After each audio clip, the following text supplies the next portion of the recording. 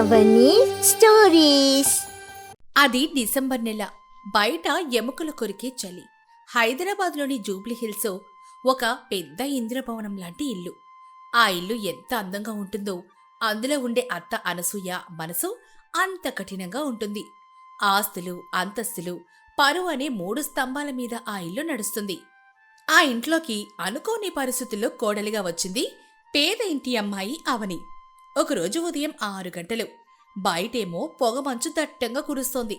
ఇంటి హాల్లో ఖరీదైన సోఫాలో అనసూయ కూర్చొనుంది. చేతిలో వేడి కాఫీ కప్పు పట్టుకుని పేపర్ చదువుతోంది. పని మనిషి పార్వతమ్మ నేలేమో తుడుస్తోంది. పార్వతమ్మ, ఆ కిటికీలు సరిగ్గా మోయమని నీకెన్నిసార్లు చెప్పాలి? ఆ చలిగాలంతా లోపలికొచ్చి నా ఎముకలు లాగేస్తున్నాయి. ఏసీ కాలంలో తిరిగే ఒళ్ళిది, మీలాగా రోడ్ల మీద తిరిగే ఒళ్ళేం కాదు. కాస్త జాగ్రత్తగా ఉండలేవా? లేదమ్మా, అన్ని కిటికీలు గట్టిగానే మూశాను. వైట్ అసలు ఈ రోజు మరీ ఎక్కువగా ఉందండి. మంచు రాళ్ళలో పడుతోంది. ఆహా, సాలే నీ వాతావరణ రిపోర్ట్. ఎల్లి ఆ హీటర్ టెంపరేచర్ పెంచు. అసలే ఈ చలికాలం అంటే నాకు పరమ చిరాకు. అప్పుడే అవని వంటింట్లో నుంచి హాల్లోకి వస్తుంది. ఆమె ఒంటి మీద ఒక పాత రంగు వెలిసిపోయిన కాటన్ చీర మాత్రమే ఉంది. చలికి ఆమె శరీరం వణికిపోతోంది. చేతులు కట్టుకొని భయంగా అనసూయ దగ్గరకు వచ్చింది. అత్తయ్య గారు, టిఫిన్ రెడీ అయింది. డైనింగ్ టేబుల్ మీద పెట్టమంటారా? ముందు ఆ ఓడి కాపు. చూడ్డానికి అసహ్యంగా ఉంది. అయినా నీకు చలేంటి? పేదోళ్ళకి, వీధి కుక్కలకి చలి, ఎండ, వాన అన్నీ అలవాటే కదా. ఈ బంగ్లాలో ఉంటూ కూడా ఇంకా మురికివాడ అలవాట్లు పోలేదు నీకు. కళ్ళల్లో అవనికి నీళ్లు తిరుగుతూ ఉండగా, అది కాదత్తయ్య, ఉదయాన్నే చన్నీళ్లతో పాత్రలు కడిగాను. అందుకే చేతులు బాగా చల్లబడిపోయాయి. ఓహో, మహారాణి గారికి 7 నీళ్లు కావాలా? గీజర్ వేసుకోవడానికి కరెంటు బిల్లు మీ అయ్య కడతాడా ఏంటి? మా ఇంట్లో పని మనిషికి కూడా నీకంటే ఎక్కువ అర్హత ఉంది. పార్వతమ్మ, విన్నావా? ఇవ్వగారికి సలేస్తుందట. అమ్మగారు, పాపం సెల్లమ్మగారికి ఓ స్వెటర్ కూడా లేదండి. మొన్నున్న పాతది ఎలుగులు కొట్టేసాయి. సురేష్ బాబు గారిని అడిగి ఏదైనా కొనియచ్చు కదా. నోరు మొయ్యవే పార్వతమ్మ, నువ్వు నాకు సలహాలు ఇస్తున్నావా? నా కొడుకు డబ్బుతో ఈ దరిద్రుడికి ఖరీదైన బట్టలు కొనాలా? ఈమె ఇంటికి కోడలుగా రాలేదు, నా కొడుకు జీవితంలోకి శనిలా వచ్చింది. సురేష్ వచ్చే లోపల ఈమె ఇక్కడ కనిపించకూడదు. అవని, ఎల్లి గార్డెన్లో ఉన్న ఆ ఎండిన ఆకులన్నీ ఏరిపారాయి. అత్తయ్య గారు, ఇప్పుడు బయట మంచు కురుస్తోంది. గార్డెన్ అంతా చాలా తడిగా ఉంటుంది. అయితే ఏంటి? పని చెయ్యకపోతే తిండి పెట్టడానికి ఇక్కడ అన్నదాన సత్రాలేం నడపట్లేదు నేను. ఎల్లే. అవని మారు మాట్లాడకుండా కన్నీళ్లు తుడుచుకొని గార్డెన్ వైపు వెళ్తుంది. ఆమె వెళ్తూ ఉంటే ఆ చలిగాలి ఆమె పల్చటి చీరను దాటుకొని శరీరాన్ని తాకుతుంటే ఆమె పడే బాధ వర్ణనాతీతం. ఆ రోజు ఉదయం 9 అయింది. సురేష్ ఆఫీస్కి రెడీ అయి కిందకొస్తాడు. డైనింగ్ టేబుల్ దగ్గర అరవింద్, అనసూయ కూర్చొనున్నారు. అవని ఏమో గార్డెన్ పని ముగించుకొని తడిసిపోయిన కాళ్లతో, ఎర్రబడిన ముక్కుతో లోపలికొచ్చి నిలబడింది.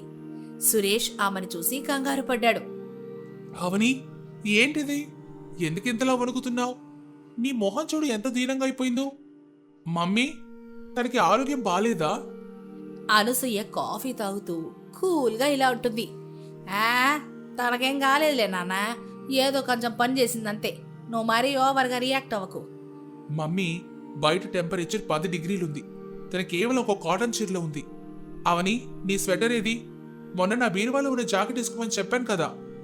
అవని సురేష్ వైపు చూడ్డానికి భయపడుతూ, ఏవండి, అది ఉతికి ఆరేసానండి. చూసావా సురేష్, దానికి ఎంత అలుసో? నీ బ్రాండెడ్ జాకెట్లు అది వేసుకుంటే ఆ తర్వాత నువ్వు వేసుకోగలవా? దాని స్థాయికి తగ్గట్టే ఉండనివ్వు. మమ్మీ, స్థాయి ఏంటి మమ్మీ? తను నా భార్య. తను చలికి వణుకుతుంటే నువ్వు స్థాయి గురించి మాట్లాడుతున్నావా? పార్వతమ్మ, నా గదిలో ఉన్న ఆ గ్రే కలర్ స్వెటర్ తీసుకురా. వద్దు సురేష్, ఈరోజు సాయంత్రం మన ఇంటికి రాజేశ్వరి ఆంటీ, ఇంకా కొంతమంది గెస్టులు వస్తున్నారు. వాళ్ళ ముందు ఈమె నీ బట్టలు వేసుకొని తిరిగితే మన పరువు ఏం కావాలి? మార్కెట్కి వెళ్ళి ఏదో ఒక చౌక స్వెటర్ కొని పడే సాయంత్రం.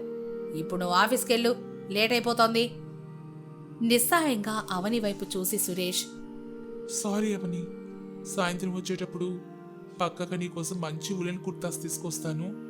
ఈ రోజుకి ఎలాగోలా అడ్జస్ట్ అవ్వు ప్లీజ్. ఇంట్లో ఉండు, బయటికి వెళ్ళకు. అలా చెప్పి సురేష్ ఆఫీస్కి వెళ్ళిపోతాడు. అవని ఏమో మౌనంగా తలూపుతుంది. అరవిందేమో నిస్సహాయంగా చూస్తూ ఉండిపోతాడు. అనసూయ, నువ్వు మరీ ఇంత కఠినంగా ఉండకూడదు. పాపం చిన్న పిల్ల. మీరు నోరు మూసుకొని మీ టిఫిన్ తినండి. నాకు తెలుసు కోడల్ని ఎలా దారిలో పెట్టాలో. సురేష్ లేనప్పుడు ఈ ఇంటి మహారాణి నేనే. ఆ రోజు సాయంత్రం 5 గంటలు. సూర్యుడు అస్తమిస్తూ ఉన్నాడు. చలి ఇంకా పెరిగిపోతోంది. అనసూయ స్నేహితురాలు రాజేశ్వరి వచ్చింది. ఇద్దరు హాల్లో కూర్చొని డ్రై ఫ్రూట్స్ తింటూ ఉన్నారు. అవని ఏమో ఒక మూల నిలబడుంది. ఏంటి అనసూయ, ఈ చలి భరించలేకపోతున్నాం. మా ఇంట్లో అయితే రూమ్ హీటర్లు కూడా సరిపోవట్లేదమ్మా. అందుకే దుబాయ్ నుంచి తెప్పించిన ఈ వెల్వెట్ కోట్ వేసుకున్నాను. బాగుందా? చాలా బాగుంది రాజీ. మన స్టేటస్కి ఇలాంటివే ఉండాలి. అదేంటి మీ కోడలు అలా దెయ్యల్లా మూల నిలబడుంది? కనీసం ఒంటి మీద శాల్వా కూడా లేదు. మీరేం పెట్టలేదా? దానికి ఆ అదృష్టం ఎక్కడిది రాజీ. పేదరికం అలవాటైన ప్రాణం కదా. ఇలాంటి చలోళ్ళకి మామూలేలే. అయినా దానికి ఇప్పుడు వేడి పుట్టే పని చెప్తానులే ఉండు. ఏం పని? ఈ రాత్రికి మా ఇంట్లో ఒక చిన్న పార్టీ ఉంది కదా. క్యాటరింగ్ వాళ్ళు వస్తున్నారు. కానీ వాళ్ళకి సాయం చేయడానికి ఒక పని మనిషి కావాలి. అవని, వెళ్ళి ఆ టెర్రస్ మీద ఉన్న పాత సామాన్ల గదిని శుభ్రం చేయి. అక్కడే వంటోళ్ళు సామాన్లు పెట్టుకుంటారు. అత్తయ్య గారు, టెర్రస్ పైన చాలా చలిగా ఉంటుంది. గాలికి నిలబడలేము. ప్లీజ్ రేపు ఉదయం చేస్తాను. రాజేశ్వరి ముందు అవమానంగా అనసూయ చూస్తూ, చూసావా రాజీ, అత్తగారు చెప్తే ఎదురు సమాధానం చెప్తోంది. ఇప్పుడే వెళ్ళి చెయ్యి, లేకపోతే ఈ రాత్రి నీకు అన్నం ఉండదు. అప్పుడు రాజేశ్వరి మరింత రెచ్చగొడుతూ, మరి ఇంత పొగరా అనసూయ? మీ కోడల్ని చూస్తుంటే జాలేస్తోంది. కానీ మాటనకపోతే కష్టమే. అవని కన్నీళ్లు పెట్టుకుంటూ మెట్లెక్కి టెర్రస్ పైకెళ్తుంది. పైకెళ్లగానే చల్లని గాలి ఆమెను ఒక్కసారిగా తాకింది. చీకటి పడుతోంది. ఆమె దగ్గర లైట్ కూడా లేదు. ఫోన్ లైట్ వేసుకుని ఆ పాత స్టోర్ రూమ్ శుభ్రం చేయడం మొదలెట్టింది. ఆ రోజు రాత్రి 9 గంటలైంది. అవని ఇంకా టెర్రస్ పైనే ఉంది. పని పూర్తయిపోయింది. చలికి ఆమె శరీరం మొద్దుబారిపోయింది. పళ్ళు టపటపా కొట్టుకుంటున్నాయి. కిందకెళ్దామని మెట్ల దగ్గరకొచ్చింది. అమ్మో, చాలా చలిగా ఉంది. సురేష్ గారు వచ్చుంటారు. ఆయన నా కోసం స్వెటర్ తెచ్చుంటారు. త్వరగా వెళ్ళి వేసుకోవాలి. అవని ఏమో టెర్రస్ డోర్ దగ్గరకొచ్చి తలుపు తీయడానికి ప్రయత్నించింది. అప్పుడెవరో బయట నుంచి గడియ పెట్టారు. ఎవరెక్కడా? పార్వతమ్మ, అత్తయ్య గారు, తలుపు తీయండి, లాక్ పడినట్లయింది. అనసూయ కావాలని టెర్రస్ డోర్కి తాళం వేసి కింద హాల్లో కూర్చుంటుంది. పార్వతమ్మ కంగారుగా వచ్చింది. అమ్మగారు, సన్నమ్మగారు ఇంకా పైన ఉన్నారండి. తలుపేసేసారేంటి? పాపం ఆ సెల్లు ఆ పిల్ల గట్టుగట్టుకుపోయింటుంది. అదే నాకు కావాల్సింది పార్వతమ్మ. ఈరోజు సురేష్ ఇంటికి రాడు. వాడికి అర్జెంట్ మీటింగ్ అని బెంగళూరుకి వెళ్ళాడు. ఇంకో 2 రోజులు రాడని ఫోన్ చేసి చెప్పాడులే.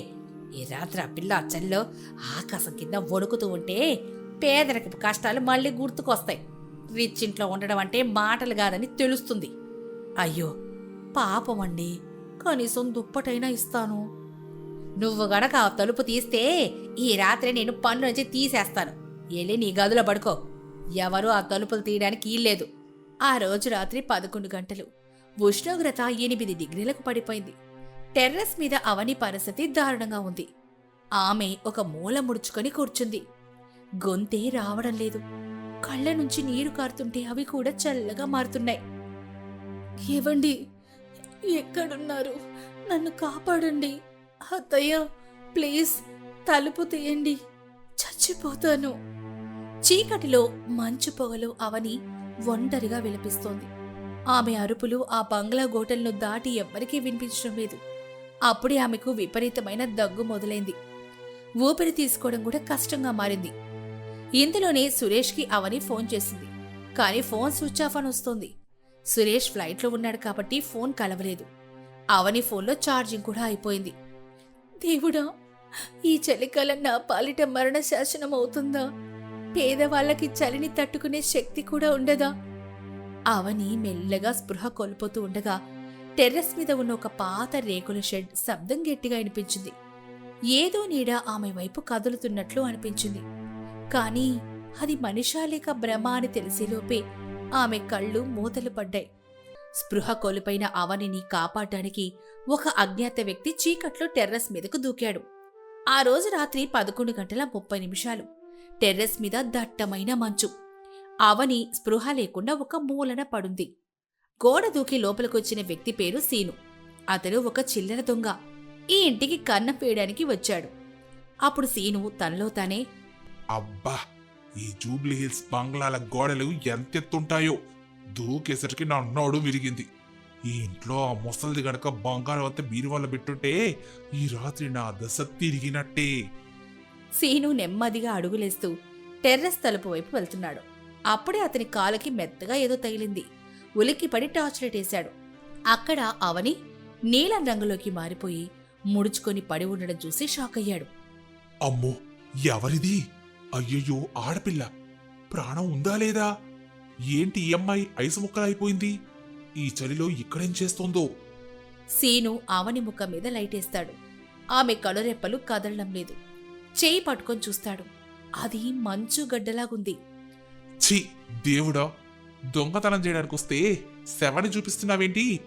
లేదు లేదు, ఇంకా గుండె కొట్టుకుంటోంది. కానీ చాలా మెల్లగా ఉంది. ఏ అమ్మాయి, లే, కళ్ళు తెరువు. ఆవని నుంచి ఎలాంటి స్పందన లేదు. సీను ఏమో చుట్టూ చూస్తాడు. తలుపేమో లాక్ చేస్తుంది. ఎవడ్రా వీడు? ఇంత అందమైన అమ్మాయిని చెల్లు బయటపడేసి తాళం వేశాడు. మనిషో పశువా? ఇప్పుడు నేనేం చెయ్యాలి? తలుపు పగలు కొడితే శబ్దం వస్తుంది, దొరికిపోతాను. అలాగని ఈ అమ్మాయిని వదిలేస్తే అమ్మో, గంటలోనే చచ్చిపోతుంది.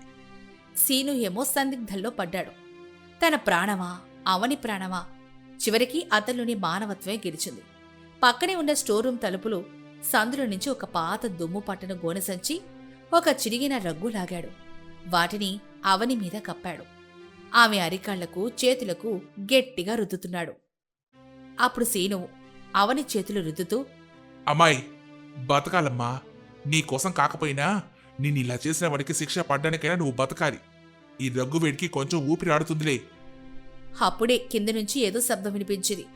ఎవరో మెట్లెక్కుతున్నట్లు అనిపించింది. సీను ఉలిక్కిపడ్డాడు. అయ్యోయ్యో, ఎవరు వస్తున్నారు? నేనిక్కడే ఉంటే దొంగాడి చంపేస్తారు. సారీ అమ్మాయి, నేనెళ్ళాలి. కానీ నిన్ను దేవుడే కాపాడాలి. సీను అక్కడి నుంచి గోడ దూకి పారిపోతాడు. కాని వెళ్లే ముందు కావాలని అక్కడ ఉన్న ఒక పెద్ద ఇనుపరాడ్ని కింద పడేస్తాడు. ధబీమని శబ్దం వస్తుంది. మరుసటి రోజు ఉదయం 6:30కు సూర్యుడు ఇంకా మంచు పొరలోనే ఉన్నాడు. అనసూయ హాల్లో కూర్చొనుంది. ఆమె ముఖంలో ఏమాత్రం పశ్చాత్తాపం లేదు. పార్వతమ్మేమో కాఫీ తెస్తుంది. అనసూయ కాఫీ సిప్ చేస్తూ, ఏవే పార్వతమ్మ, రాత్రి ఏదో శబ్దం వచ్చింది, వెళ్ళి చూసావా? లేదమ్మగారు, భయమేసి బయటికి రాలేదు. పిల్లులు ఏమైనా పడేసాయేమో. సరేలే, ఇప్పుడెళ్ళి ఆ టెర్రస్ మీద తలుపుది. ఆ మహారాణి రాత్రంతా చలిలో వణుకుంటుందిగా, ఈ పాటికి బుద్ధొచ్చుంటుంది. ఎళ్ళి కిందకి రమ్మని చెప్పు. పార్వతమ్మేమో కంగారుగా మెట్లెక్కుతూ, అమ్మో, చలిగాలికి కిటికీలు పగిలిపోతున్నాయి. సెన్నమ్మగారు ఎలా ఉన్నారు ఏంటో. పార్వతమ్మ టెర్రస్ తలుపు తీస్తుంది. బయట దృశ్యం చూసి ఆమె గుండె ఆగినంత పనవుతుంది.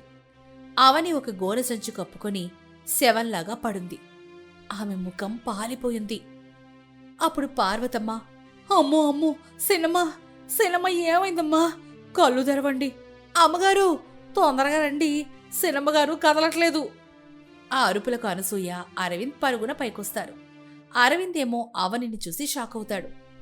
అనసూయ, ఏం చేశావే? వచ్చని ప్రాణాన్ని తీసేశావా?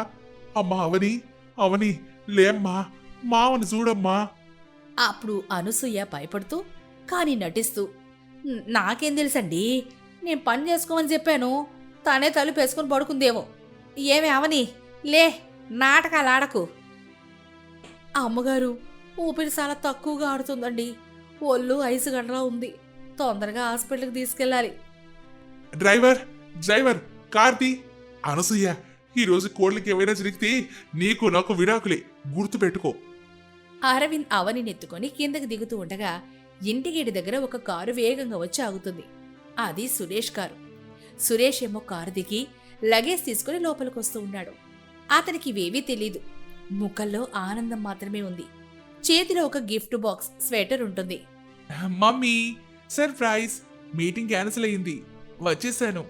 అవని, అవని ఎక్కడున్నావు? నీకోసం ఏం తెచ్చానో చూడు, కాశ్మీరీ స్వెటర్. అప్పుడే అరవింద్ అవనిని మోసుకొస్తూ హాల్లోకొస్తాడు. సురేష్ ఏమో చేతిలో ఉన్న గిఫ్ట్ బాక్స్ కింద పడిపోతుంది. పరుగున వెళ్లి అవనిని పట్టుకుంటాడు. అవని ఏమైంది? డాడీ అవనికి ఏమైంది? ఎందుకు ఎందుకు ఇలా ఉంది? చల్లగా అయిపోయిందేంటి? సురేషు ముందు హాస్పిటల్కి కాదు డాక్టర్ ఇంటికే పిలుద్దాం. కదిలిస్తే ప్రమాదమేమో. సోఫాలో పడుకోబెట్టు. పార్వతమ్మ హీటర్లు తీసుకురా, రగ్గులు తీసుకురా. అరవింద్ ఏమో డాక్టర్కి ఫోన్ చేసి జరిగిందంతా చెప్పి ఇంటికి రమ్మంటాడు. సురేష్ అవనిని సోఫాలో పడుకోబెట్టి ఆమె చేతులను తన చేతుల్లోకి తీసుకుని రుద్దుతూ ఉంటాడు. అనసూయ ఒక మూల నిలబడి దొంగ చూపులు చూస్తూ ఉంటుంది. సురేష్ ఆవేశంగా అనసూయ వైపు తిరిగి, మమ్మీ చెప్పు, ఏం జరిగింది? నేను వెళ్ళేటప్పుడు తను బాగానే ఉంది కదా. రాత్రి ఏం జరిగింది? నాకేం తెలుసు నాయనా. నేను సాయంత్రం ఎవరో గెస్ట్లు వస్తే వాళ్ళతో బిజీగా ఉన్నా. ఏమేమో పైన ఏదో పనుందని వెళ్ళింది. బహుశా గాలికి తలుపు లాగబడిపోయి ఉంటుంది. మేమేమో వెంటనే పడుకునేసాం. ఉదయం చూసేసరికి ఇలా ఉంది. అబద్ధం, పచ్చి అబద్ధం. తను టెర్రస్ మీదకి ఎందుకు వెళ్తుంది? ఈ చెల్లో పనేముంటుంది? అయినా ఒకవేళ లాక్ పడితే అరవతా? మీరెవరు వినలేదా? మేమంతా గాఢ నిద్రలో ఉన్నాం సురేషు. అయినా దానికి అంత నిర్లక్ష్యం ఎందుకు? తలుపు చూసుకోవాలి కదా. ఇప్పుడు నా మీద అరుస్తావేంటి? మమ్మీ తను నా భార్య మమ్మీ, ఒక మనిషి. నేను వెళ్ళేటప్పుడు చెప్పాను తన్ని జాగ్రత్తగా చూసుకోమని. నువ్వు కనీసం దాన్ని మనిషిగా కూడా చూడడం లేదు కదా. అప్పుడే ఫ్యామిలీ డాక్టర్ చక్రవర్తి వస్తాడు. అవనిని పరీక్షిస్తాడు. అందరూ ఆతృతగా చూస్తూ ఉంటారు. డాక్టర్ చక్రవర్తి పరీక్ష ముగించి సురేష్ వైపు చూస్తాడు. Suresh, just miss. ఇంకొక గంట లేట్ అయింటే ఈ అమ్మాయి కోమాలోకి వెళ్ళేది, లేదా హార్ట్ ఫెయిల్ అయ్యేది. Severe hypothermia. బాడీ టెంపరేచర్ 90 డిగ్రీల కంటే కిందకు పడిపోయింది. ఇప్పుడు పర్లేదా డాక్టర్? ఇప్పుడే ఇంజెక్షన్ ఇచ్చాను. హీటర్లు పెట్టి ఉంచండి, వేడి పానీయాలు ఇవ్వండి. కానీ ఒక్క మాట, ఈ చల్లెరు రాత్రంతా బయట ఉండటం అంటే మామూలు విషయం కాదు. మీ డాడీ చెప్పారు ఆమె పైన గోనె సంచి కప్పుందని. అది లేకపోయింటే ఈ పాటికి శవం అయ్యేది. గోనె సంచా? మా ఇంట్లో గోనె సంచులు ఎక్కడివి? అవని దాన్ని ఎక్కడి నుంచి తెచ్చుకుంది? బావుగారు, ఆ గోనె సంచులు పాత స్టోర్ రూమ్లో ఉండాలి. కానీ అది తాళం వేసి ఉంటుంది కదా. సెన్నమ్మగారు దాన్ని ఎలా తీశారో. అదంతా ఇప్పుడెందుకే, బతికింది కదా చాలు. డాక్టర్ గారు థ్యాంక్స్ అండి. వెల్కమ్ మానసయ్య గారు. కానీ జాగ్రత్త, ఆమెకు న్యూమోనియా వచ్చే అవకాశం ఉంది. ఇమ్యూనిటీ చాలా తక్కువగా ఉంది. సరిగా తిండి తినట్లేదా అమ్మాయి? చాలా బలహీనంగా ఉంది. లేదు డాక్టర్, ఇక్కడి నుంచి నేనే చూసుకుంటాను. అప్పుడు డాక్టర్ వెళ్ళిపోతాడు. సురేష్ అవని పక్కనే కూర్చొనుంటాడు. ఆ రోజు మధ్యాహ్నం 12 గంటలు. అవని మెల్లగా కళ్ళు తెరుస్తుంది. ఆమె కళ్ల ముందు సురేష్ ఆందోళనగా కనిపిస్తాడు. అవని, కళ్ళు తెరిచావా? Thank God. ఎలా ఉంది ఇప్పుడు? చలిగా ఉందా? ఏవండి మీరా? నేను చనిపోలేదా? ప్లీజ్ అవని, అలా మాట్లాడుకో. నేను వచ్చేసాను కదా, ఇక నీకేం కాదు. అసలు ఏం జరిగింది చెప్పు. నువ్వు టెర్రస్ మీదకి ఎందుకు వెళ్ళావు? తలుపు ఎలా లాక్ అయింది? అవని సురేష్ వైపు చూస్తుంది. తర్వాత దూరంగా నిలబడి కోపంగా చూస్తున్న అనసూయ వైపు చూస్తుంది. అనసూయ కళ్ళల్లో నిజం చెప్తే చంపేస్తా అనే బెదిరింపు కనిపిస్తుంది. అవని భయపడిపోతుంది. అది అది అత్తయ్య గారు పని చెప్పారు. నేను గాలికి తలుపు. నిజం చెప్పవని. మమ్మీ నిన్ను బలవంతంగా పంపిందా? తలుపు కావాలని వేశారా? నాకు తెలియాలి. లేదండి, అది ప్రమాదవశాత్తే జరిగింది. అత్తయ్య గారు మంచివారే. నేను నిజం చెప్తే తల్లి కొడుకుల మధ్య గొడవ అవుతుంది. ఆయన బాధపడతారు. ఇప్పుడే చెప్పకూడదు అని అవని మనసులో అనుకుంటుంది. సరే, నువ్వు రెస్ట్ తీసుకో. నేను నీ పక్కనే ఉంటాను. అనసూయ ఊపిరి పీల్చుకుంటుంది. కానీ అవని మనసులో మాత్రం ఆ రాత్రి ఎవరో వచ్చి తను కాపాడిన విషయం మెదులుతోంది. కానీ రాత్రి నేను స్పృహ కోల్పోయే ముందు ఎవరో వచ్చారు కదా. నా మీద గోనె సంచి కప్పిందెవరు? అత్తయ్య గారైతే కాదు, మరి ఎవరు అని మనసులో అనుకుంటుంది. ఆ రోజు సాయంత్రం 4 గంటలు. ఇంటి గేటు దగ్గర సీను అనే దొంగ ఒక రిక్షావాడి వేషంలో నిలబడి ఉన్నాడు. అతను లోపల ఏం జరుగుతుందో గమనిస్తున్నాడు. అప్పుడు సీను తనలో తాను, బతికిందిరా, ఆ అమ్మాయి బతికింది. అబ్బా, ఎంత పుణ్యం కట్టుకున్నాను రా సీను. కానీ ఆ ఇంట్లో ఉన్న ముసలిది మామూలుది కాదు. సొంత కోడల్ని చంపాలని చూసింది.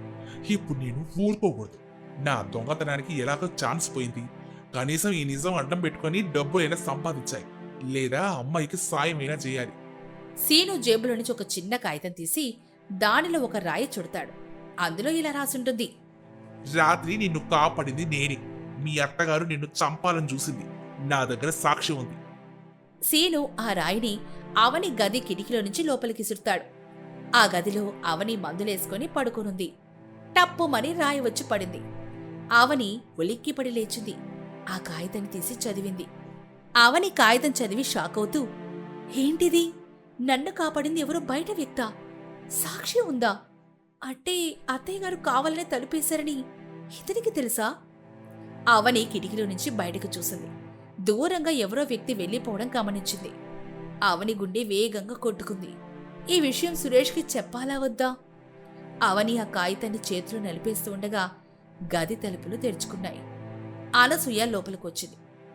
ఆమె చేతిలో వేడి పాలున్నాయి. కాని ఆమె ముఖంలో మాత్రం చిరునవ్వుకు బదులు క్రూరత్వం ఉంది. అనసూయ కాగితం వైపు చూస్తూ, ఏంటవని, అప్పుడే లవ్ లెటర్లు మొదలెట్టావా? ఎవరిదది? చూపించు. భయంగా అవని వెనక్కి దాస్తూ, ఏం లేదత్తయ్య గారు, ఏం లేదు. అది అనసూయ దగ్గరకొచ్చి అవని చేతిలోంచి కాగితం లాక్కొని, ఇటివ్వు చూద్దాం. ఓహో, ఎవడో సాక్ష్యం ఉన్నవాడు దొరికాడన్నమాట. అంటే రాత్రి ఎవడో దొంగొచ్చాడు. వాడే నిన్ను బతికించాడు. ఇప్పుడు వాడే నిన్ను బ్లాక్మెయిల్ చేస్తున్నాడా, లేక నాకు వార్నింగ్ ఇస్తున్నాడా? అత్తయ్య, నాకు దీని గురించి ఏం తెలీదు. అనసూయ కాగితాన్ని పాల గ్లాసులో ముంచేసి నవ్వుతూ, వినావని, ఈ కాగితం ఈ పాలల్లో కరిగిపోయినట్టే ఈ సాక్ష్యం కూడా కరిగిపోవాలి. ఆ దొంగ మళ్ళీ వస్తే వాణ్ణి పోలీసులకు పట్టిస్తాను. కానీ నువ్వు గనక ఈ విషయం సురేష్కి చెప్తే ఈసారి చలి కాదు, మంటల్లో కాలిపోతావు. తాగే ఈ పాలు. అవని భయంతో వణికిపోతూ ఆ విషపూరితమైన బెదిరింపుడు భరిస్తూ పాలు తాగుతుంది. బయట శ్రీను ఆ ఇంటి వైపు చూస్తూ ఫోన్లో ఎవరితోనో మాట్లాడుతున్నాడు. అన్నయ్య, జూబ్లీ హిల్స్ ఒక బేరం ఉంది, కానీ ఇది దొంగతనం కాదు, అంతకంటే పెద్ద డీల్. ఆ ముసలిదాన్ని ఓడించాలంటే మనం స్కెచ్ చెయ్యాలి. రేపు కలుద్దాం. ఒకరోజు ఉదయం 8 గంటలైంది. సురేష్ ఏమో ఆఫీస్కెళ్లడానికి సిద్ధమవుతున్నాడు. అవని ఇంకా నీరసంగానే ఉంది. బెడ్రూంలో సురేష్ ఆమెకు మందులిస్తున్నాడు. అప్పుడు సురేష్ అవని చేతిలో టాబ్లెట్ పెడుతూ, అవని, ఈరోజు ఆఫీస్కి వెళ్ళాలని లేదు, నీ పక్కనే ఉండాలనుంది. కానీ అర్జెంట్ క్లయింట్ మీటింగ్ ఉంది. మధ్యాహ్నం లంచ్ టైంకి వచ్చేస్తాను. ఏమైనా అవసరం ఉంటే పార్వతమ్మని అడుగు, మమ్మీని అడక్కు ప్లీజ్. పర్లేదండి, నేను బాగానే ఉన్నాను, మీరెళ్ళండి. ఆఫీస్ పని ముఖ్యం కదా. జాగ్రత్త, కిటికీలు తెరవకు, గదిలో హీటర్ ఆన్లోనే ఉంచు. సురేష్ ఏమో కిందకొస్తాడు. హాల్లో అనసూయ ఫోన్లో ఎవరితోనో గట్టిగా అరుస్తోంది. ఏంటి రావా, జ్వరం వచ్చిందా? నిన్నటిదాకా బాగానే ఉన్నావు కదా రాంబాబు. ఈరోజు నాకు టెంపుల్కి వెళ్లాల్సిన పనుంది. అర్జెంటుగా డ్రైవర్ కావాలి, లేకపోతే ఉద్యోగం ఓడగొడతాను. ఏమైందమ్మా, రాంబాబు రావడం లేదా? చూడరా సురేషు, ఈ పనోళ్ళకి ఎన్ని తిప్పలు. వాడికి జ్వరం అంట. ఈరోజు నేను ఆ గుడికి వెళ్ళాలి. నా స్టేటస్కి నేను డ్రైవ్ చేసుకుంటూ వెళ్తే బాగోదు కదా. నేను డ్రాప్ చేస్తానులే మమ్మీ. వదిలే నాన్న, నీకు మీటింగ్ ఉందిగా, నేను క్యాబ్ బుక్ చేసుకుంటానులే. నా కర్మ కాకపోతే ఆడి కారు పెట్టుకుని ఆటోలు వెళ్ళినట్టు క్యాబ్లో వెళ్ళాలా? సరే మమ్మీ, నేను ఆఫీస్లో ఎవరైనా పంపిస్తానులే, డోంట్ వరీ. అలా చెప్పి సురేష్ ఆఫీస్కి వెళ్ళిపోతాడు. అనసూయ ఏమో సోఫాలో కూర్చొని విసుక్కుంటూ ఉంటుంది. అప్పుడే గేటు బయట దొంగ, అదే సీను, చాలా పద్ధతిగా వైట్ అండ్ వైట్ డ్రెస్లో నిలబడున్నాడు. అతను సెక్యూరిటీతో మాట్లాడుతూ ఉన్నాడు. గేటు బయట సీను తన ఫ్రెండ్ బబ్లుతో ఫోన్లో మాట్లాడుతున్నాడు. రాంబాబు, పాత డ్రైవర్ రాకుండా దొంగ సీనుని అలా చేస్తాడు. అప్పుడు సీను ఫోన్లో మెల్లగా, రే బబ్లు, ప్లాన్ సక్సెస్ రా. రాంబాబు గాడికి విరోచనాల మందు బిస్కెట్లు బాగా పనిచేసినట్టున్నాయి. వాడి రోజు కాదు కదా, రేపటిదాకా బాతుల్లోనే ఉంటాడు. ఇప్పుడు నేను ఎంట్రీ ఇస్తాను చూడు. ఒరే సీను, జాగ్రత్తరా, అది మామూలు ఇల్లు కాదు, జైలు. ఆ ముసలిది రాక్షస్ అని విన్నాను, దొరికిపోతే చెత్త కొడతారు. అరే, నేను దొంగనరా, నాకు తాళాలు తీయడం తెలుసు, మనుషులు మనసులు తీయడం కూడా తెలుసు. ఆ అమ్మాయిని చూస్తే జాలేసిందిరా. ఆ సాక్ష్యం నా దగ్గర ఉంది, కానీ దాన్ని బయట పెట్టాలంటే ఆ ఇంట్లో పాతుకుపోవాలి. ఉంటా. అని ఫోన్ కట్ చేస్తాడు. అప్పుడు సెక్యూరిటీ గేట్ తీస్తాడు. సీను లోపలికి రాగా నేరుగా అనసూయ దగ్గరకొచ్చి వినయంగా దండం పెడతాడు. నమస్కారం అమ్మగారు. నా పేరు శ్రీనివాస్. అందరూ సీను అంటారు. రాంబాబు పంపించాడు. సీనుని పైనుంచి కింద వరకు చూస్తుంది అనసూయ. డ్రెస్సింగ్ సెన్స్ బానే ఉందే, కానీ డ్రైవింగ్ వచ్చా? నా కారు ₹1,00,00,000. ఎక్కడైనా గీత పడితే నీ జీవితం అమ్మినా సరిపోదు. అమ్మగారు, కారు విలువ ₹1,00,00,000 కావచ్చు, కానీ అందులో కూర్చునే మీ విలువ వెలకట్టలేదుగా. మిమ్మల్ని పూలల్లో పెట్టి చూసుకున్నట్టు డ్రైవ్ చేస్తాను. గతుకులు రోడ్ వచ్చినా మీకు కూదుపు కూడా తెలియదు చూడండి. ఆ అబ్బాయి మాటకారులా ఉన్నాడు. సరే సరే, ఈ రోజుకి టెంపరీగా ఉండు, నచ్చితే పర్మనెంట్ చేస్తానులే. కార్ కీస్ అక్కడున్నాయి, తీసుకో. చిత్తం అమ్మగారు. అమ్మో, ఈ ముసలిది పోగొడతలకు లొంగిపోయింది. ఇక ఒక ఆట ఆడిస్తాను చూడు. ఆ రోజు మధ్యాహ్నం 1 అవని కొంచెం శక్తి తెచ్చుకొని హాల్లోకి వచ్చింది. అనసూయ గుడికెళ్ళడానికి రెడీ అయి కిందకొచ్చింది. సీను కారు తుడిచి రెడీగా ఉంచాడు. అవని, ఏంటి దెయ్యాల అలా తిరుగుతున్నావు? వెళ్ళి ఆ డైనింగ్ టేబుల్ సర్దు, సురేష్ వచ్చేస్తాడు. అత్తయ్య గారు, కళ్ళు తిరుగుతున్నాయి, కొంచెం సేపు కూర్చుంటాను. కూర్చోడానికి ఇదేమైనా పార్కా అమ్మా? తిండి తినడం తెలుసు గాని పని చేయడం తెలీదా? పార్వతమ్మ బట్టలు ఉతుకుతోంది, నువ్వెళ్ళి ఆ టేబుల్ సర్దలేవా? అవని బాధగా డైనింగ్ టేబుల్ దగ్గరికి వెళ్తుంది. సీను కార్ దగ్గర నిలబడి ఇదంతా గమనిస్తున్నాడు. అవనిని చూడగానే అతనికి ఆ రాత్రి గుర్తొచ్చింది. పాపం, ఈ అమ్మాయిని ఇంకా వేధిస్తోంది రాక్షసి. ఇప్పుడే ఏదో ఒకటి చెయ్యాలి. సీను చొరవ తీసుకుని లోపలికొస్తాడు. ఆ అమ్మగారు, కార్ రెడీ అండి. ఏసీ టెంపరేచర్ కూడా సెట్ చేశాను. బయలుదేరదామా? వస్తున్నా ఉండు. అవని, ఆ వాటర్ బాటిల్ తీసుకురా. అవని వాటర్ బాటిల్ తీసుకుని అనసూయ దగ్గరికి వస్తూ ఉండగా కళ్ళు తిరిగి కింద పడిపోతుంది. సీను వెంటనే పరిగెత్తికెళ్లి ఆమెని పట్టుకుంటాడు. బాటిల్ కింద పడిపోతుంది. అయ్యో మేడం గారు, జాగ్రత్త అండి. అనసూయ మండిపడుతూ చూస్తుంది. అవని ఏమో భయంతో సీనును చూస్తుంది. ఆ స్పర్శ, ఆ గొంతు ఆమెకు ఎక్కడో విన్నట్లు అనిపించింది. థ్యాంక్స్ అండి. సారీ అత్తయ్య గారు. ఏరా, డ్రైవర్ పని డ్రైవర్ చేయడం, యజమానులను తాకడం కాదు. ఎంత ధైర్యం నీకు? క్షమించండి అమ్మగారు. ఆవిడ కింద పడిపోతుంటే మానవత్వంతో పట్టుకున్నాను. నా స్థానంలో ఎవరున్నా అదే చేస్తారు. పడిపోయాక లేపడం కంటే పడకముందే ఆపడం మంచిది కదండి. సీను మాటల్లో ఏదో గుచ్చుకునే అర్థముంది. అనసూయకి అది అర్థం కాలేదు. కాని అవని సీను కళ్ళలోకి చూసింది. ఆ కళ్లల్లో ఆమెకు ఆ రాత్రి జరిగిన సంఘటన గుర్తొచ్చింది. అప్పుడు అవని మనసులో, ఈ కళ్ళు ఆ రాత్రి నన్ను లేపిన వ్యక్తి కళ్ళు ఒకేలాగా ఉన్నాయి. ఇతను డ్రైవరా లేక అని మనసులో అనుకుంటుంది. సరే సరే, నీతులు చెప్పమాకు, పద బయలుదేరదాం. అవని, ఆ బాటిల్ గడికి తీసుకురా. సీను అనసూయని తీసుకుని వెళ్ళిపోతాడు. వెళ్తూ వెళ్తూ అవని వైపు చూసి ఒక చిన్న చిరునవ్వు నవ్వుతాడు. ఆ రోజు సాయంత్రం 5 గంటలైంది. సురేష్ ఇంటికొచ్చాడు. అవని గదిలో ఆలోచిస్తూ కూర్చుంది.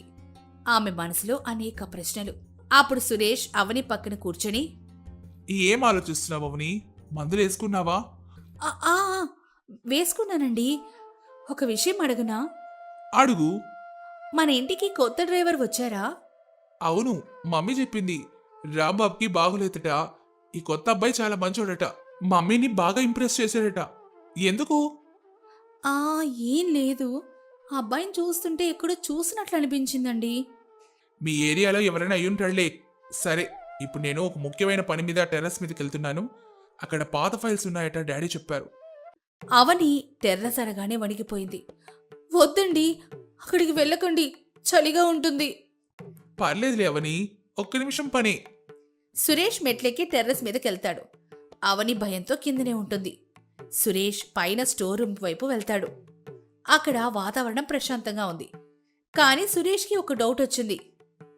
ఆ రోజు అవని ఇక్కడ ఎలా లాక్ అయింది? గాలికి తలుపు పడింది అనింది మమ్మీ.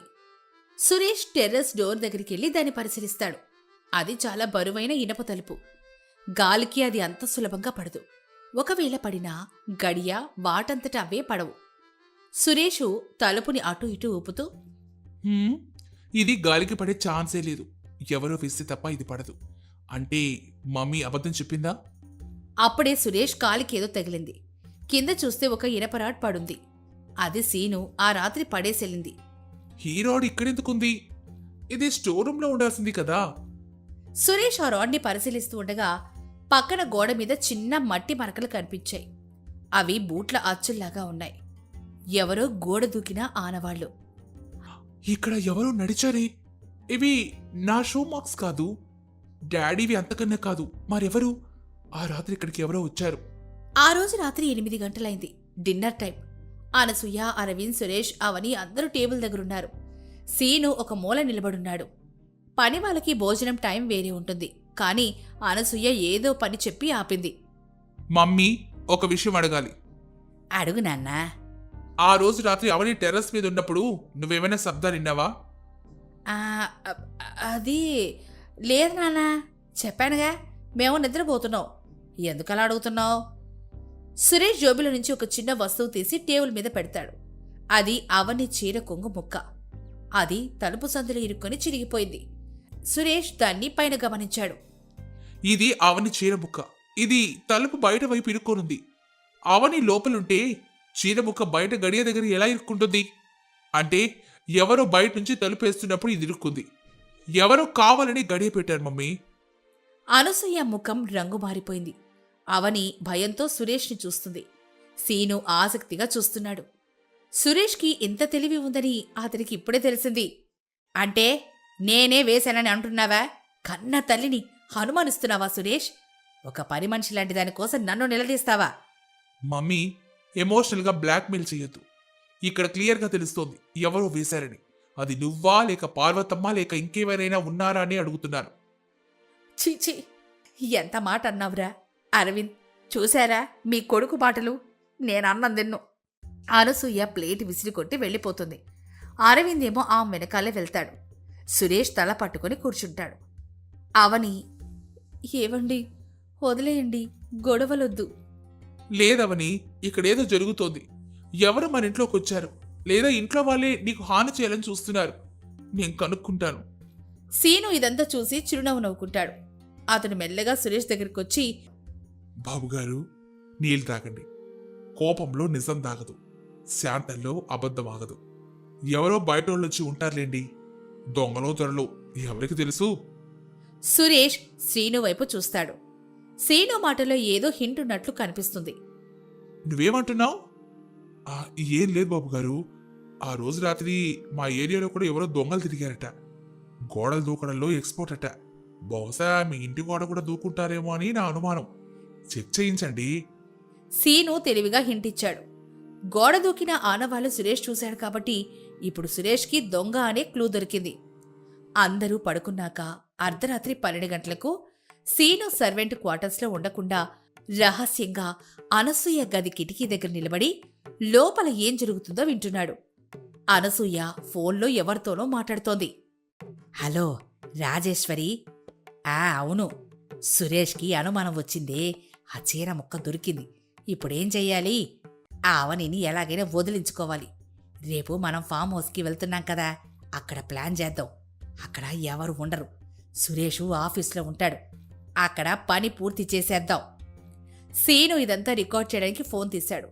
కాని సరిగ్గా అప్పుడే గార్డెన్లో ఉన్న కుక్క మొరగడం మొదలెట్టింది. అనసూయ ఉలిక్కిపడి కిటికీ వైపు చూసింది. సీను చటుక్కున కిందకి దాక్కున్నాడు. అనసూయ కిటికీ దగ్గరకొచ్చి టార్చ్ లైట్ వేసింది. ఎవరక్కడా? సీను ఏమో ఊపిరి బిగబెట్టి గోడకి అతుక్కొనున్నాడు. అనసూయ టార్చ్ లైట్ వెళ్తురు అతని కాల్ షూ మీద పడింది. ఈ షూ ఇది ఈరోజు వచ్చిన కొత్త డ్రైవర్ది కదా, వాడిక్కడేం చేస్తున్నాడు? మరుసటి రోజు ఉదయం 7 గంటలు అనసూయ హాల్లో సీను కోసం ఎదురు చూస్తోంది. ఆమె ముఖంలో అనుమానం, ఆందోళన స్పష్టంగా కనిపిస్తున్నాయి. సీను కారు తుడిచి లోపలికొస్తాడు. ఏరా సీనో, ఇక్కడికి రా. చిత్తమ్మగారు, కారు రెడీగా ఉందండి. నిన్న రాత్రి నువ్వు ఇంటి వెనకాల కిటికీ దగ్గర ఏం చేస్తున్నావు?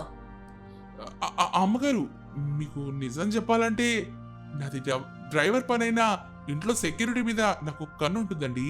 మన టెర్రస్ మీద జరిగిన సంఘటన గురించి బాబుగారు అడిగారు కదా, అందుకే రాత్రిపూట ఎవరైనా దొంగలు గోడ దూకొచ్చారేమోనని కిటికీలన్నీ సరిగ్గా ఉండలేదో చూస్తున్నానండి. హమ్. ఓహో, అంత శ్రద్ధగా చూసావా? అయితే రాత్రి నీ షూ వచ్చి నా కిటికీ దగ్గర ఎందుకు పడిందంటావు? షూ వచ్చా? అమ్మగారు, రాత్రి కిటికీకి పక్కనే నావి పాత బూట్లున్నాయి. నేను పడుకునే ముందు అవి తీసి అక్కడ పెట్టానండి. పొగమంచు పడితే హచ్చుపడి ఉంటుంది. సరే సరే, చూద్దాం. ఈరోజు మన ఫామ్ హౌస్కి వెళ్ళాలి. రాజేశ్వరి వస్తోంది. నీ డ్రైవింగ్ ఎంత బాగుందో చూస్తాను. ఈరోజు కొంచెం కూడా పొరపాటు జరగకూడదు. ఆ అవనిని కూడా తీసుకెళ్ళాలి. చిత్తం అమ్మగారు, మీ ఆజ్ఞ. సీను అక్కడి నుంచి వెళ్ళిపోతాడు. అనసూయ అనుమానంతోని అతని మాటలను నమ్మినట్టు నటించింది. ఆమెకు ఇప్పుడే సీనును పంపిస్తే కుట్ర పాడవుతుందని భయపడింది. ఆ రోజు ఉదయం 10 గంటలు. సురేష్ ఆఫీస్కి రెడీ అవుతూ ఉన్నాడు.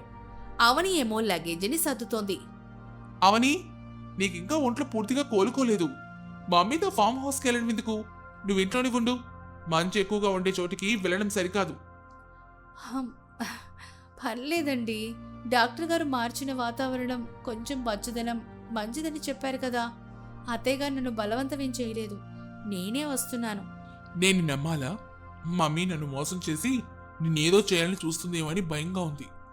ఆ రోజు చీరముక్క, టెర్రస్ మీద పడిన రాడ్, ఇవన్నీ నా మనసులో ఇంకా ఉన్నాయవని. ఏవండి, ప్లీజ్ అనవసరంగా అనుమానం పడకండి.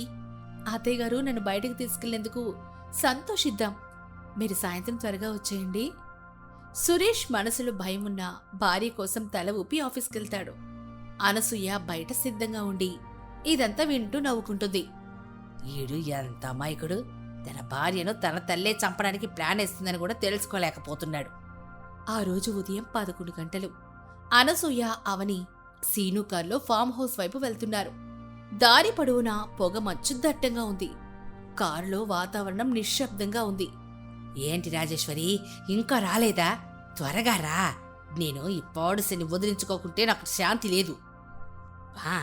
వస్తున్నాను అనసూయ, నువ్వు కంగారు పడకు. ఆ పిల్ల దానంతటది చచ్చిపోయేలా ప్లాన్ ఇద్దాం. సురేష్ నిన్ను అనుమానించకుండా ఉండాలి. అవని వెనక సీట్లో కూర్చుని వణుకుతూ ఉంటుంది.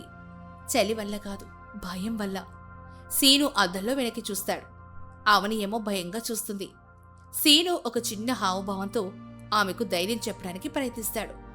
ఒక దగ్గర సీను కారు ఆపుతాడు. మంచు కారణంగా ముందేమీ కనిపించడం లేదు. అమ్మగారు, కొంచెం మంచు ఎక్కువగా ఉంది. ఒక్క నిమిషం కారు ఆపుతాను. ఏంటిది, మళ్ళీ నీతులు చెప్తావా నాకు? పద, త్వరగా ఎల్లు. సీను కారులో మ్యూజిక్ ఆన్ చేస్తాడు. ఒక పాత పాటని ప్లే అవుతోంది. ఆ శబ్దం అడ్డుగా పెట్టుకుని అద్దంలో అవని వైపు చూసి పెదవులతో సైగ చేస్తాడు. సీను అవని వైపు చూస్తూ పెదవులతో మాత్రమే, నేను రికార్డ్ చేశాను, నువ్వు భయపడకు. అవని కళ్ళు పెద్దవవుతాయి. ఆ రాత్రి అనసూయ మాట్లాడిన మాటలు సీను దగ్గర రికార్డ్ అయి ఉన్నాయని ఆమెకు అర్థమైంది.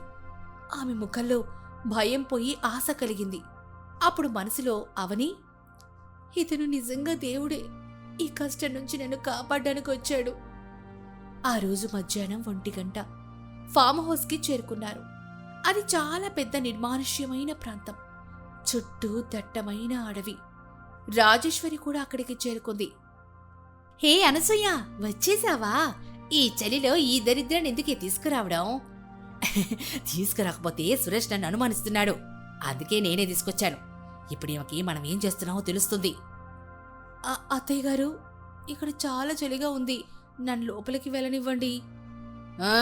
ఉండు, నీకోసం ఒక ప్రత్యేకమైన స్టోర్ రూమ్ చూపించాలి. సీను, ఇక్కడ దగ్గరలో ఒక మఠం ఉంది. అందులో స్వామీజీ ఉంటారు. నా మోకాల నొప్పుల కోసం ఒక ప్రత్యేకమైన మందులు ఇస్తానని చెప్పాడు. గాని నువ్వు ఇప్పుడే వెళ్ళి ఆ మఠంలో వాటిని తీసుకొని మళ్ళా సాయంత్రం 6 గంటలకంతరా.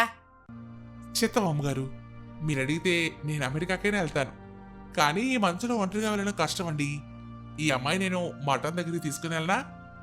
నువ్వెళ్ళి పని చూసుకోరా. ఈమె నా పక్కనే ఉంటుంది. ఎల్లో. సీనుకి అది కుట్ర అని తెలుసు.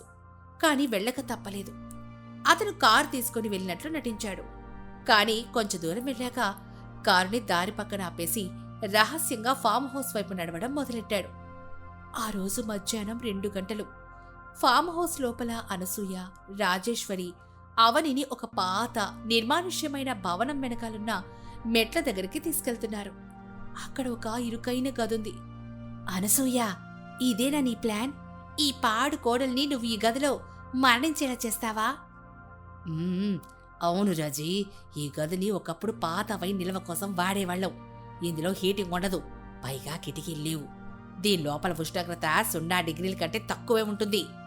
ఆ రోజు టెర్రస్ మీద బతికింది, ఈ రోజు బతకదు.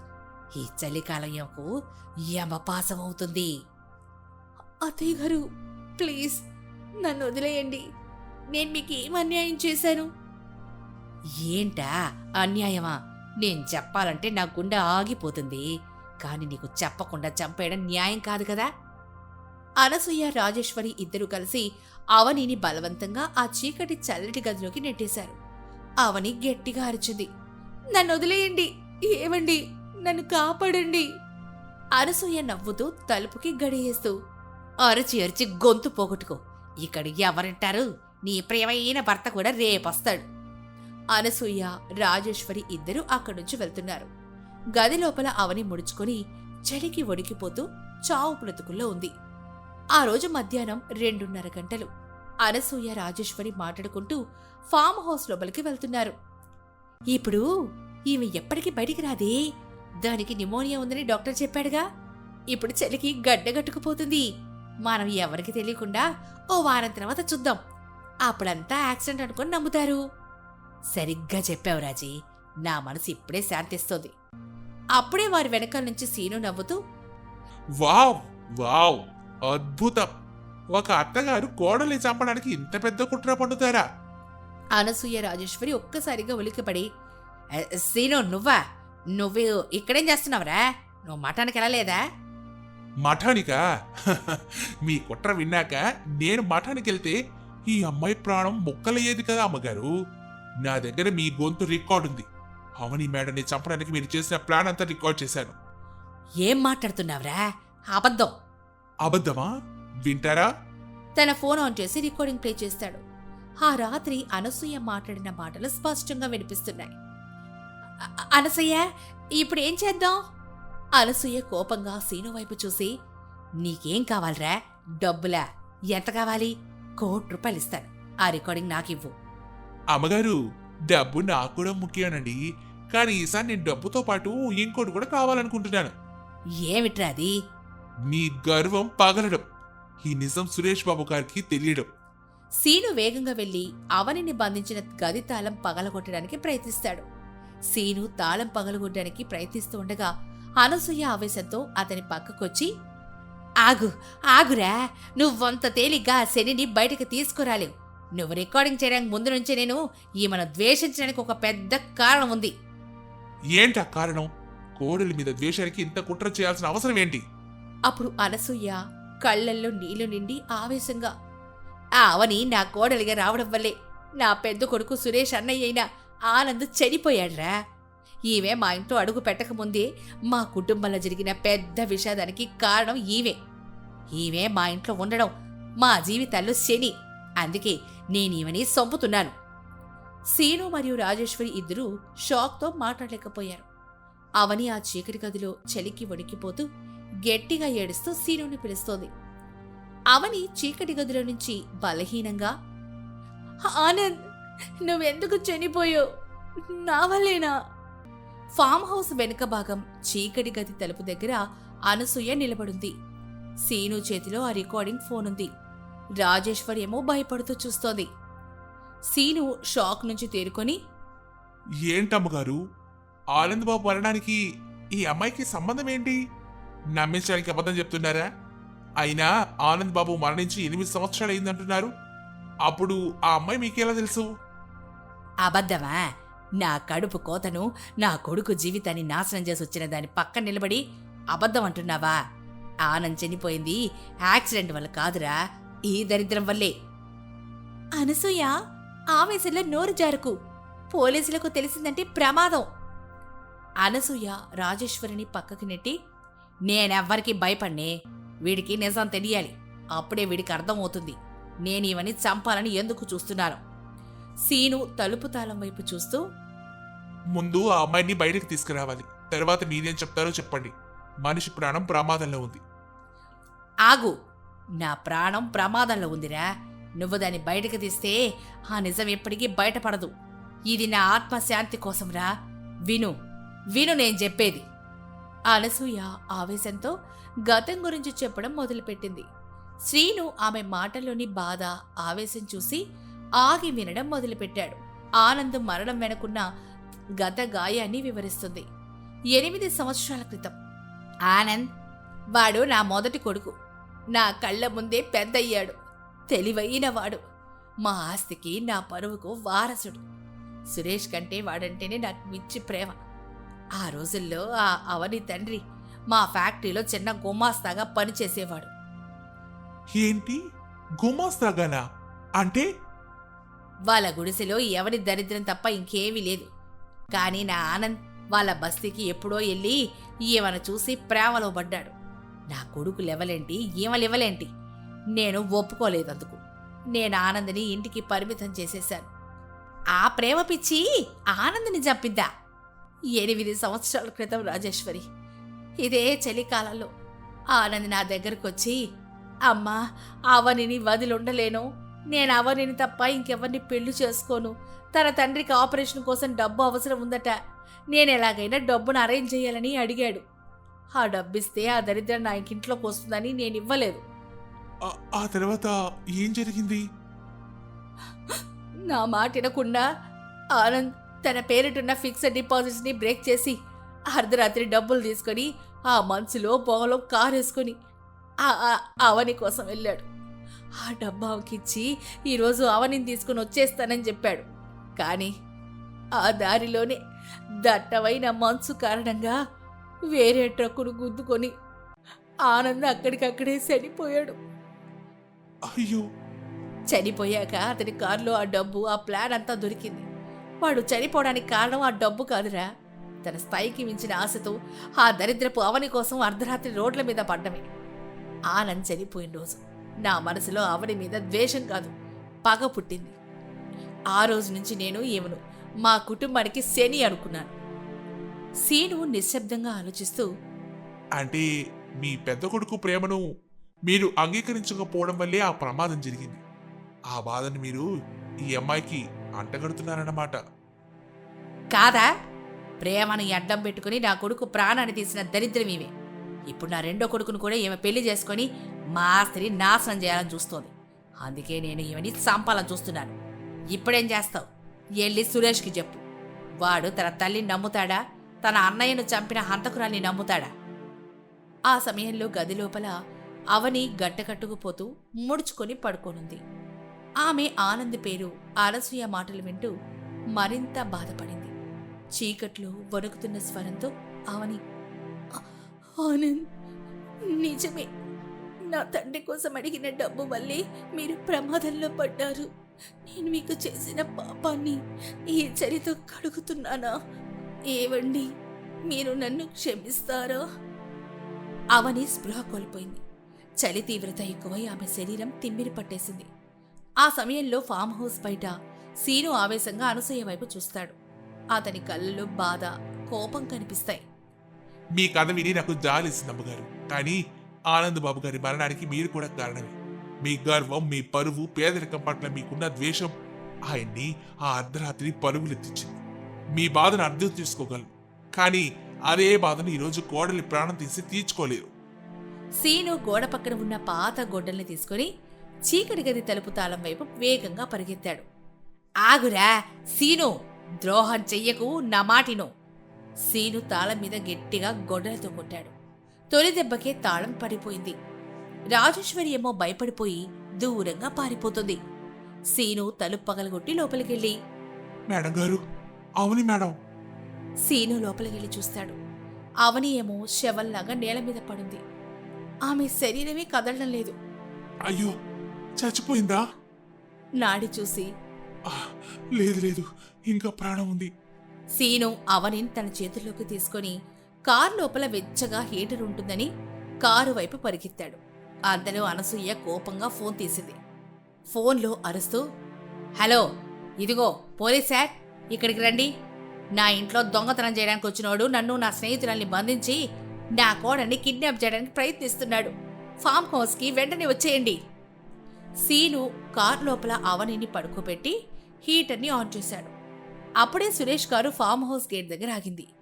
అతనికి అనుమానం వచ్చి ఆఫీస్ నుంచి వచ్చేశాడు. సురేష్ ఏమో హడావిడిగా కారు దిగి లోపలికి పరిగెత్తాడు. సురేష్ ఫామ్ హౌస్ లోపలికి వచ్చేసరికి అనసూయ ఏడుస్తూ సురేష్ దగ్గరికి పరిగెత్తింది. అనసూయ సురేష్ని పట్టుకుని ఏడుస్తూ, సురేషు చూసావా, ఆ దొంగ వాడు మమ్మల్ని చంపాలని చూశాడురా.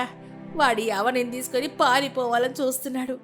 వాడు నిన్ను మీ నాన్నను కూడా నాశనం చేయాలని చూస్తున్నాడురా. సురేష్ బయటకొచ్చి కారులో ఉన్న అవనిని చూసి శ్రీనుతో, అవని ఏమైంది నీకు? ఏయ్, ఎవరివిరా నువ్వు? నా భార్యను ఏం చేశావు? బాబుగారు, నేను మీ సీనునయ్యా. మీ తల్లి అమ్మని చంపడానికి ప్రయత్నించింది. ఈమెకి ఆనంద్ బాబు గారి మరణానికి ఏదో సంబంధం ఉందని చెప్పి ఈ చల్లో ఆవిడ చంపాలని చూసింది. అబద్ధం సురేషు, వాడు దొంగ. వాడు నా మాట వినకుండా. మమ్మీ ఆగు, ఈ డ్రామా లాపు. సీను నిజం చెప్పు, ఈ గొడవేంటి? సీను వెంటనే ఫోన్ తీసుకుని రికార్డ్ చేసిన అనసూయ గొంతును గట్టిగా ప్లే చేస్తాడు. ఆనంద్ మరణానికి అవనియే కారణమని అనసూయ చెప్పిన మాటలు, అవనిని చంపడానికి వేసిన ప్లాన్ సురేష్ విన్నాడు. సురేష్ రికార్డింగ్ విని షాక్తో 2 అడుగులు వెనక్కేశాడు. ఆ తర్వాత అతని దృష్టి అనసూయపై పడింది. మమ్మీ, ఇది ఇది నువ్వేనా? అనసూయ భయపడిపోయి కళ్ళల్లో మాత్రం కోపాన్ని చూపిస్తూ, అవునురా, నేను చెప్పింది నిజం. సురేష్, నీ అన్నయ్య చనిపోవడానికి కారణం ఎవనియే. నువ్వు ఎవరిని నమ్ముతావు? నీ తల్లినా, నీ అన్నయ్యను బలి తీసుకున్న ఈ శని నమ్ముతావా? సురేష్ తన తల్లిని స్పృహలో లేని తన భార్యను, మధ్యలో ఉన్న సీనుని చూస్తాడు. తన జీవితంలో ఏ నిర్ణయం తీసుకోవాలో అతనికి అర్థం కాలేదు. ఇంతలోనే పోలీసుల సైరన్ వినిపించింది. పోలీసులు కార్ని ఫామ్ హౌస్ వైపు వేగంగా వస్తుంది. సీను అవనని తీసుకుని అక్కడి నుంచి పారిపోవాలా, లేక ఆ రికార్డింగ్ సాక్ష్యాన్ని నమ్ముకొని పోలీసులకు లొంగిపోవాలా అనే సందిగ్ధంలో పడ్డాడు. అనసూయాయేమో సురేష్ని చూస్తూ కన్నీళ్లతో ఇలా అంది, సురేషు, నువ్వు నన్ను వదిలేసి అవని పక్కన నిలబెడితే ఈ క్షణమే నేను చచ్చిపోతాను. నీ అన్యాయం సరిపోవడానికి కారణమైన అవని నమ్ముతావా, లేక నీ తల్లిని నమ్ముతావా? సురేష్ తన తల్లి గొంతులో ఉన్న బెదిరింపు, కళ్ళల్లో ఉన్న భయం చూశాడు. తల్లి పరువు, అన్నయ్య మరణం, భార్య ప్రాణం, ఈ మూడింటి మధ్య సురేష్ నిలబడ్డాడు.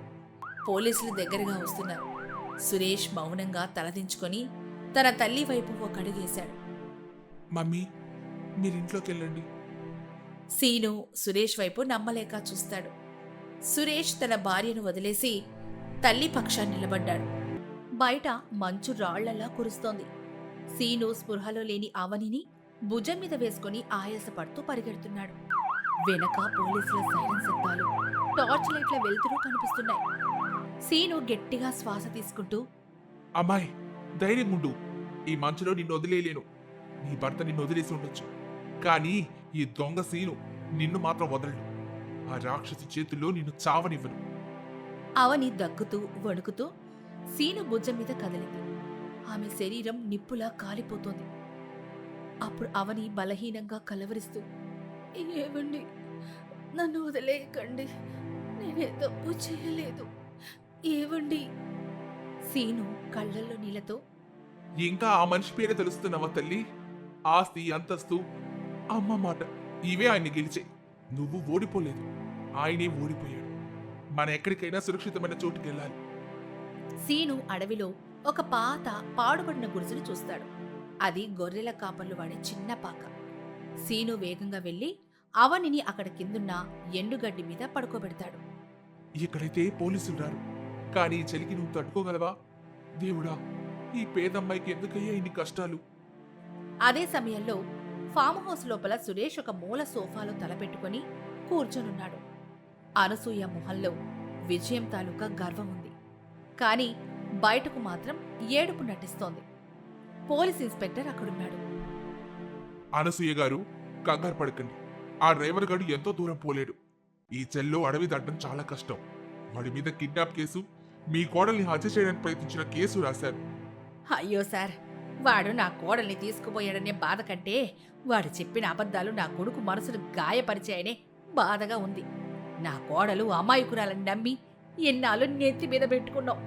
కానీ ఆ వల్లే నా పెద్ద కొడుకు చనిపోయాడని తెలిసాక నా గుండె ఆగిపోయింది సార్.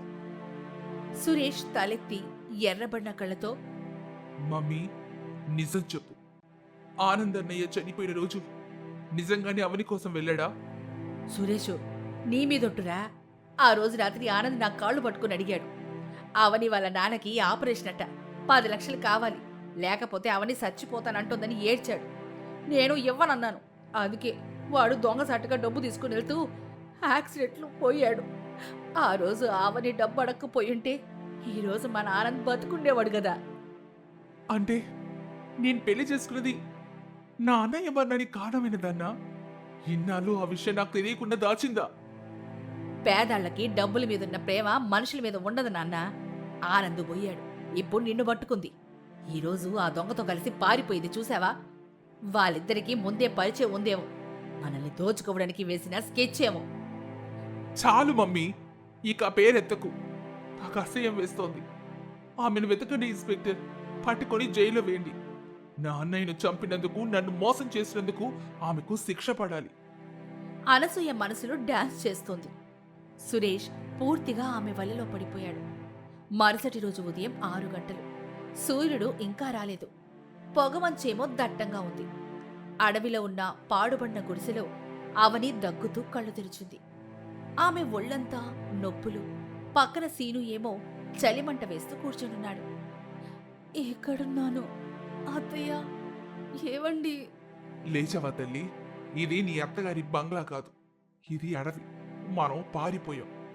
ఏంటి, పారిపోయామా? ఆయన రాలేదా? ఆయన నన్ను కాపాడలేదా? ఆయన రాలేదమ్మా. ఆయన తల్లి మాట నమ్మి నిన్ను నేరస్తురాలుగా చూసి వెనక్కి వెళ్ళిపోయాడు. ఇప్పుడు నువ్వు కిడ్నాప్ అయ్యావని, నేనే నిన్ను ఎత్తుకొచ్చానని పోలీసులకు చెప్పారు. ఎంత మాట! ఏవండి, నన్ను నమ్మలేదా? నేను ఆనంద్ గారిని చంపానా? ఆనాడు ఏం జరిగిందో ఆయనకు తెలీదా? అసలు ఆనాడు ఏం జరిగిందమ్మా? మీ అత్త చెప్పింది నిజమేనా? ఆనంద్ బాబు గారు డబ్బు ఇవ్వడానికే వచ్చారా? అవని కన్నీళ్లతో గతం గుర్తు చేసుకుంటూ, లేదన్నయ్యా, అది అబద్ధం. ఆనంద్ గారు నన్ను ప్రేమిస్తున్నానని వెంటపడ్డారు. కానీ మా నాన్నగారికి క్యాన్సర్ అని తెలిసి ఆపరేషన్ కోసం సాయం చేస్తానని ఆనంద్ గారి ముందుకొచ్చారు. నేను వద్దన్నాను. మా పేదరికాన్ని అడ్డం పెట్టుకొని ప్రేమను కొనకండి అని చెప్పాను. కానీ ఆయన నా మాట వినలేదు. ఆ రాత్రి డబ్బు తీసుకుని వస్తున్నారని ఫోన్ చేశారు. నేను వద్దని చెప్పడానికి ఆ రోడ్డు మీదకి వెళ్ళాను. ఆ తర్వాత ఆయన కారు నా కళ్ళ ముందే లారీని ఢీ కొట్టింది. నేను పరిగెత్తికెళ్ళి ఆయన్ని బయటకు తీశాను. ఆయన చివరి మాటలేంటో తెలుసా? అవని, మా అమ్మ నన్ను క్షమించదు, కానీ నా చావుకి కారణం నా అజాగ్రత్తే తప్ప నువ్వు కాదు. ఈ డబ్బుని తీసుకెళ్ళు అని నా చేతిలో డబ్బు సంచి పెట్టారు. మరి ఆ డబ్బుని చూసావు? డబ్బు తీసుకోవడానికి నా చేతులు రాలేదన్నయ్యా. నేను ఆ డబ్బుని అక్కడే వదిలేసి పోలీసులకి ఫోన్ చేశాను. ఆ తర్వాత భయంతో మా ఊరు వదిలి హైదరాబాద్ వచ్చేసాం. నాకు తెలియదు ఆనంద్ గారు సురేష్ గారి అన్నయ్య అని. పెళ్లి చూపుల్లో ఫోటో చూసినప్పుడే తెలిసింది. అప్పుడు నేను సురేష్ గారికి నిజం చెప్పబోయాను. కానీ అత్తయ్య గారు నన్ను బెదిరించారు. గతం గురించి మాట్లాడితే నీ కుటుంబం మొత్తాన్ని చంపేస్తాను అని అన్నారు. అందుకే మౌనంగా ఉండిపోయాను. అంటే ఆ రాక్షసికి ముందే తెలుసా? తెలిసి కూడా నిన్ను కోడలుగా చేసుకుని ఇన్నాళ్ళు నరకం చూపించిందా? అవును, పగ తీర్చుకోవడానికి నన్ను కోడలుగా తెచ్చుకుంది. ఇప్పుడు నన్ను చంపి ఆనంద్ గారి దగ్గరికి పంపాలనుకుంటోంది. కానీ మా ఆయన నన్ను అపార్థం చేసుకున్నారే, అదే నాకు నరకం కంటే ఎక్కువ బాధిస్తోంది. అవనికి దగ్గు తీవ్రమైపోయింది. సీను కంగారు పడ్డాడు. ఆ రోజు ఉదయం 9 గంటలు.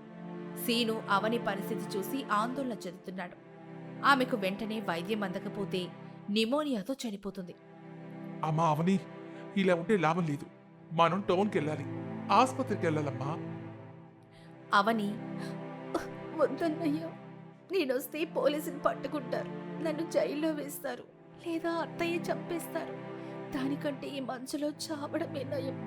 కనీసం నా చావుతోనైనా సురేష్ గారికి నిజం తెలుస్తుందేమో. పిచ్చి మాటలు మాట్లాడకు తల్లి. నువ్వు బతకాలి, నీ మీద పడ్డ నింద పోవాలి. నేను నిన్ను కాపాడతాను. సీను తన ఫోన్ తీసి తన స్నేహితుడు బబ్లుకి ఫోన్ చేస్తాడు. రే బబ్లు, అర్జెంట్ ఒక వ్యాన్ తీసుకొని ఫామ్ హౌస్ అయిన కొన్ని అడవి దగ్గర ఎవరికి తెలియకూడదు. నా చెల్లి ప్రాణాపాయంలో ఉందిరా. ఆ రోజు మధ్యాహ్నం 1 గంట హైదరాబాద్లోని ఒక చిన్న ప్రైవేట్ క్లినిక్కి బబ్లు సాయంతో సీను అవనిని అక్కడ చేర్చాడు. డాక్టర్ ఆమెకు చికిత్స చేస్తున్నారు. సీను ఏమో బయట ఆందోళనగా తిరుగుతున్నాడు. సీను, అమ్మాయి పరిస్థితి సీరియస్ గా ఉంది బాబు. లంగ్స్ లో ఇన్ఫెక్షన్ బాగా పెరిగిపోయింది. ఖరీదైన ఇంజెక్షన్ ఇవ్వాలి, లేకపోతే కష్టం. కనీసం 50,000 కావాలి. 50,000? నా దగ్గర సిల్లి కావలేదు డాక్టర్. మరి నేనేం చేయలేను. డబ్బు కడితేనే మందులు వస్తాయి. సీను దిక్కుతోచని స్థితిలో పడ్డాడు. దొంగతనం చేద్దామా అంటే టైం లేదు. అప్పుడే అతనికి ఒక ఆలోచన వచ్చింది. సురేష్కి ఫోన్ చేయడం. ఆ సమయంలో సురేష్ ఆఫీస్లో ఉన్నాడు. మనసు నిలకడగా లేదు. అన్నయ్య ఫోటో చూస్తూ ఏడుస్తున్నాడు. అప్పుడే అతనికి అన్నోన్ నెంబర్ నుంచి కాల్ వచ్చింది. హలో బాబు గారు, నేను సీనుని. ఫోన్ పెట్టకండి. మీ భార్య సావు బతుకుల్లో ఉంది. ఏరా దొంగ విధవా, కిడ్నాప్ చేసి మళ్ళీ నాకే ఫోన్ చేస్తావా? ఎక్కడున్నావురా? ఆనందం నేను చెప్పిన దానికోసం నన్ను డబ్బు అడుగుతున్నావా? డబ్బు కోసం కాదు బాబు, ప్రాణం కోసం. అవును, నేను దొంగనే, కానీ మీ అమ్మగారిలా హంతకుణ్ణి కాదు. మీ ఆస్తి కోసం కాదు, మీ భార్య ప్రాణం కోసం అడుగుతున్నాను. ఆనంద్ బాబు గారు సరిపోయింది ప్రమాదంలో, కానీ మీ భార్య ఇప్పుడు సరిపోతుంది మీ అమ్మగారి పగ వల్ల. ఆమెకు వైద్యం చేయించడానికి నా దగ్గర డబ్బు లేదు. మీరే రావాలి. నేను నమ్మను. ఇదంతా మీ ప్లాన్. సరే, నమ్మకండి అయ్యా, కానీ ఒక్కసారి వీడియో కాల్ చేస్తాను చూడండి. ఆ తర్వాత మీ ఇష్టం. సీను వీడియో కాల్ ఆన్ చేసి ఆక్సిజన్ మాస్క్తో స్పృహ లేకుండా పడున్న అవనిని చూపిస్తాడు. ఆమె ముఖం పాలిపోయి శవంలాగా ఉంది.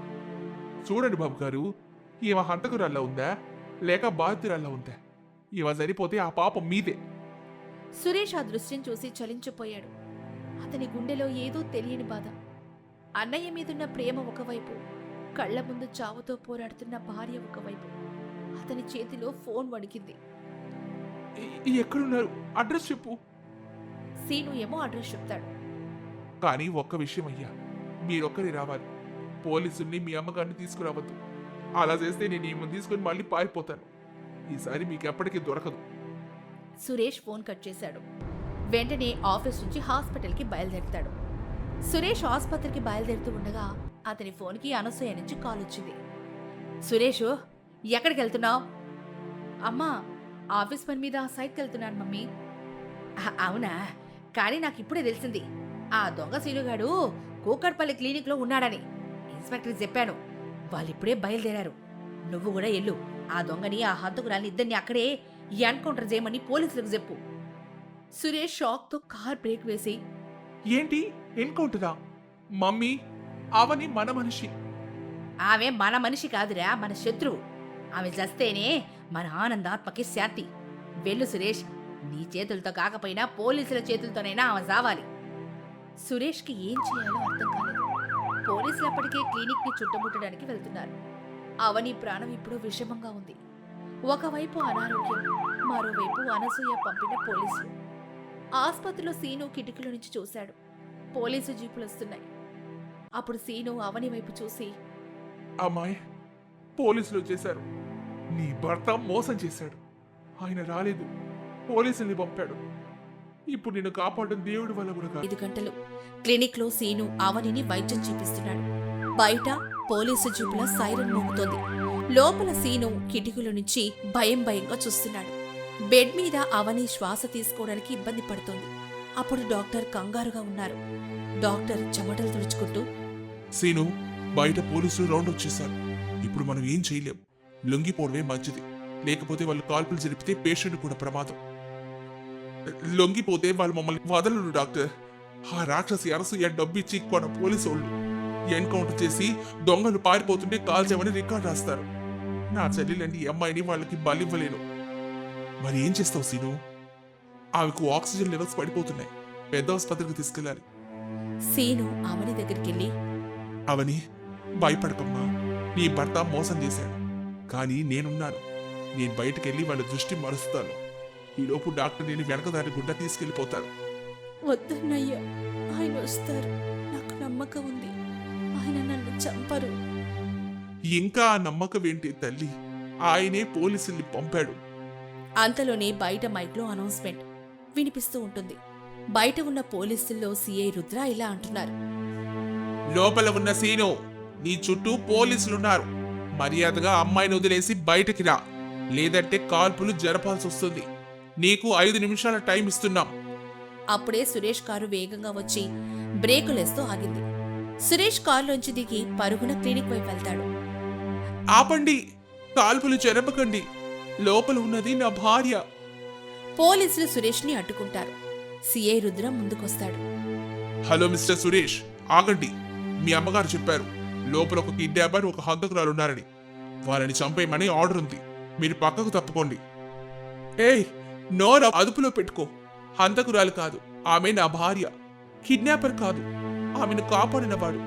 నేను లోపలికి వెళ్తున్నాను. ఎవరైనా అడ్డొస్తే ఊరుకోను. ఎమోషన్ అవ్వకండి సార్. మీ అమ్మగారు మిమ్మల్ని కాపాడమన్నారు. లోపల వాడు మీ మీద దాడి చేయొచ్చు. వాడి వల్ల నాకే ప్రమాదం లేదు, మీ వల్లే ఉంది. తప్పుకోండి. సురేష్ పోలీసులు దాటుకొని క్లినిక్ షట్టర్ దగ్గరికి వెళ్తాడు.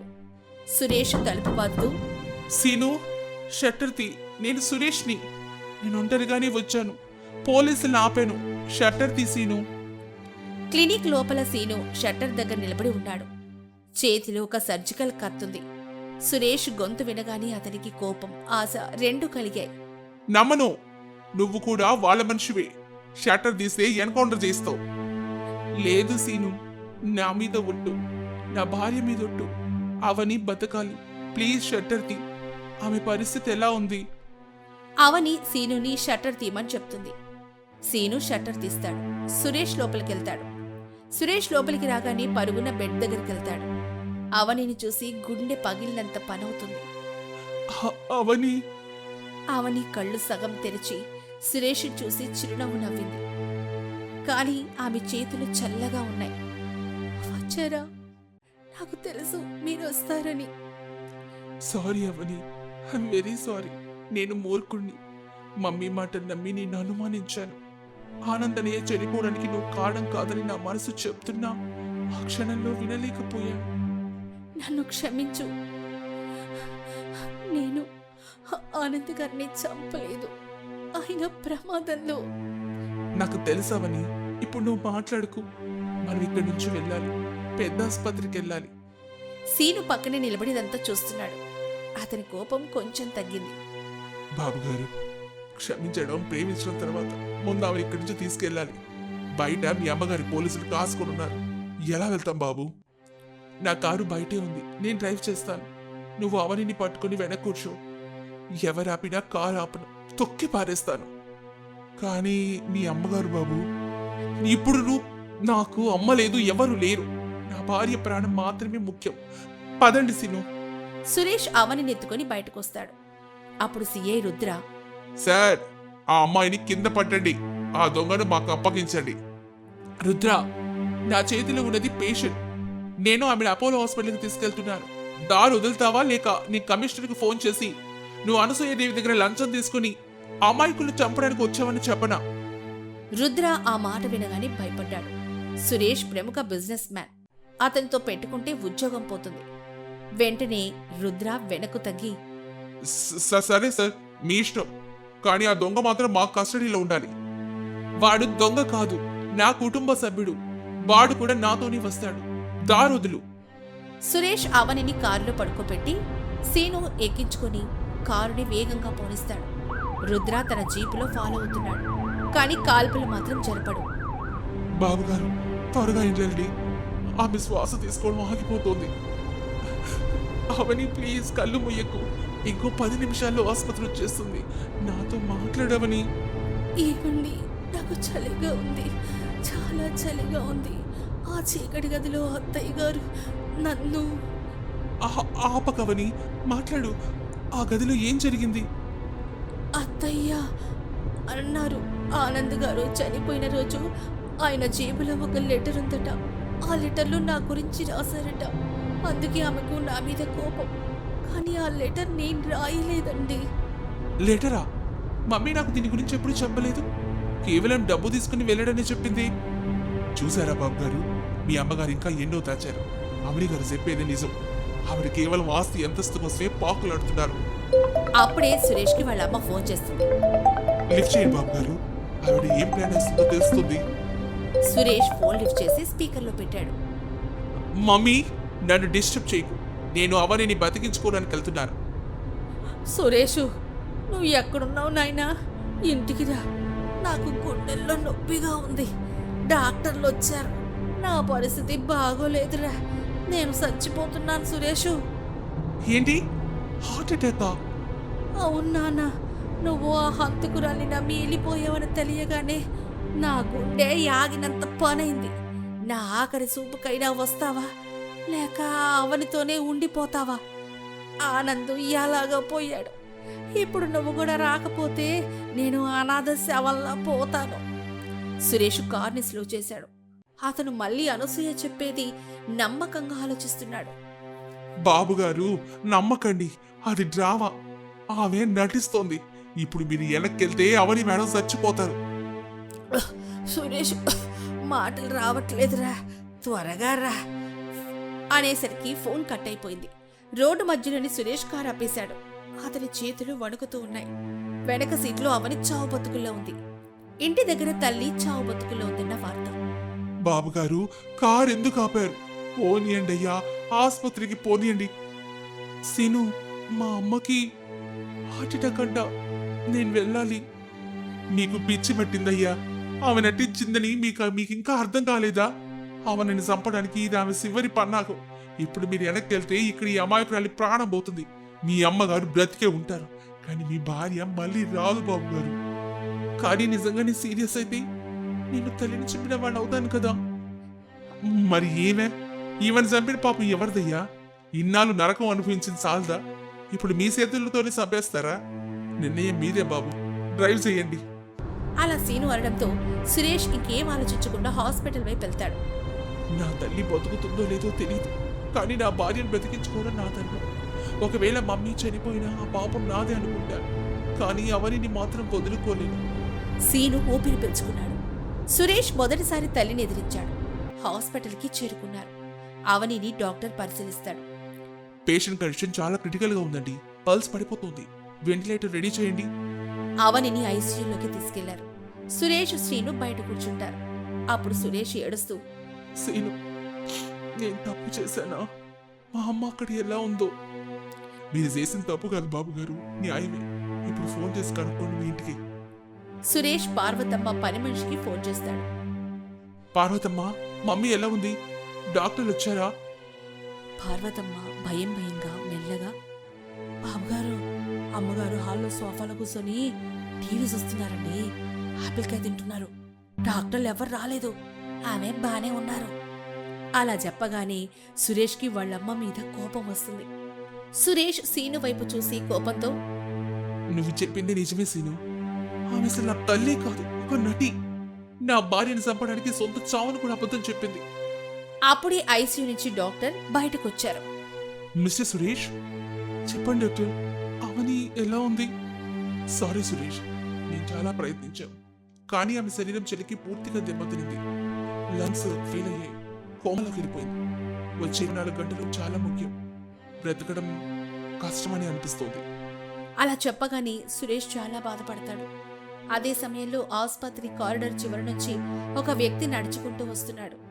అతని చూడగానే సురేష్, సీను ఇద్దరు షాక్ అయ్యారు. అతను రాజేశ్వరి భర్త, లాయర్ విశ్వనాథ్. అతను సురేష్ దగ్గరికి వచ్చి ఒక ఫైల్ ఇచ్చాడు. సురేష్, మీ అమ్మగారు పంపించారు. ఏంటిది? ఇది విడాకుల నోటీస్. అవని కోమాలో ఉన్నారుగా, ఆమె తరపున మీరే సంతకం చేసి ఆమెను వదిలేయాలి. అలా చేస్తేనే మీ అమ్మగారు ఆస్తిలో చిల్లిగా వన్నా ఇస్తారు. లేకపోతే అవని సరిపోయాక ఆసుపత్రి బిల్లులు కూడా మీరే కట్టుకోవాలి. మీ క్రెడిట్ కార్డ్స్ అన్ని బ్లాక్ చేయబడ్డాయి. ఆస్తి బ్లాక్ చేస్తుందా? నా భార్య ప్రాణం పోతుంటే విడాకులు అడుగుతుందా? వెళ్ళి చెప్పు అనసూయదేవికి.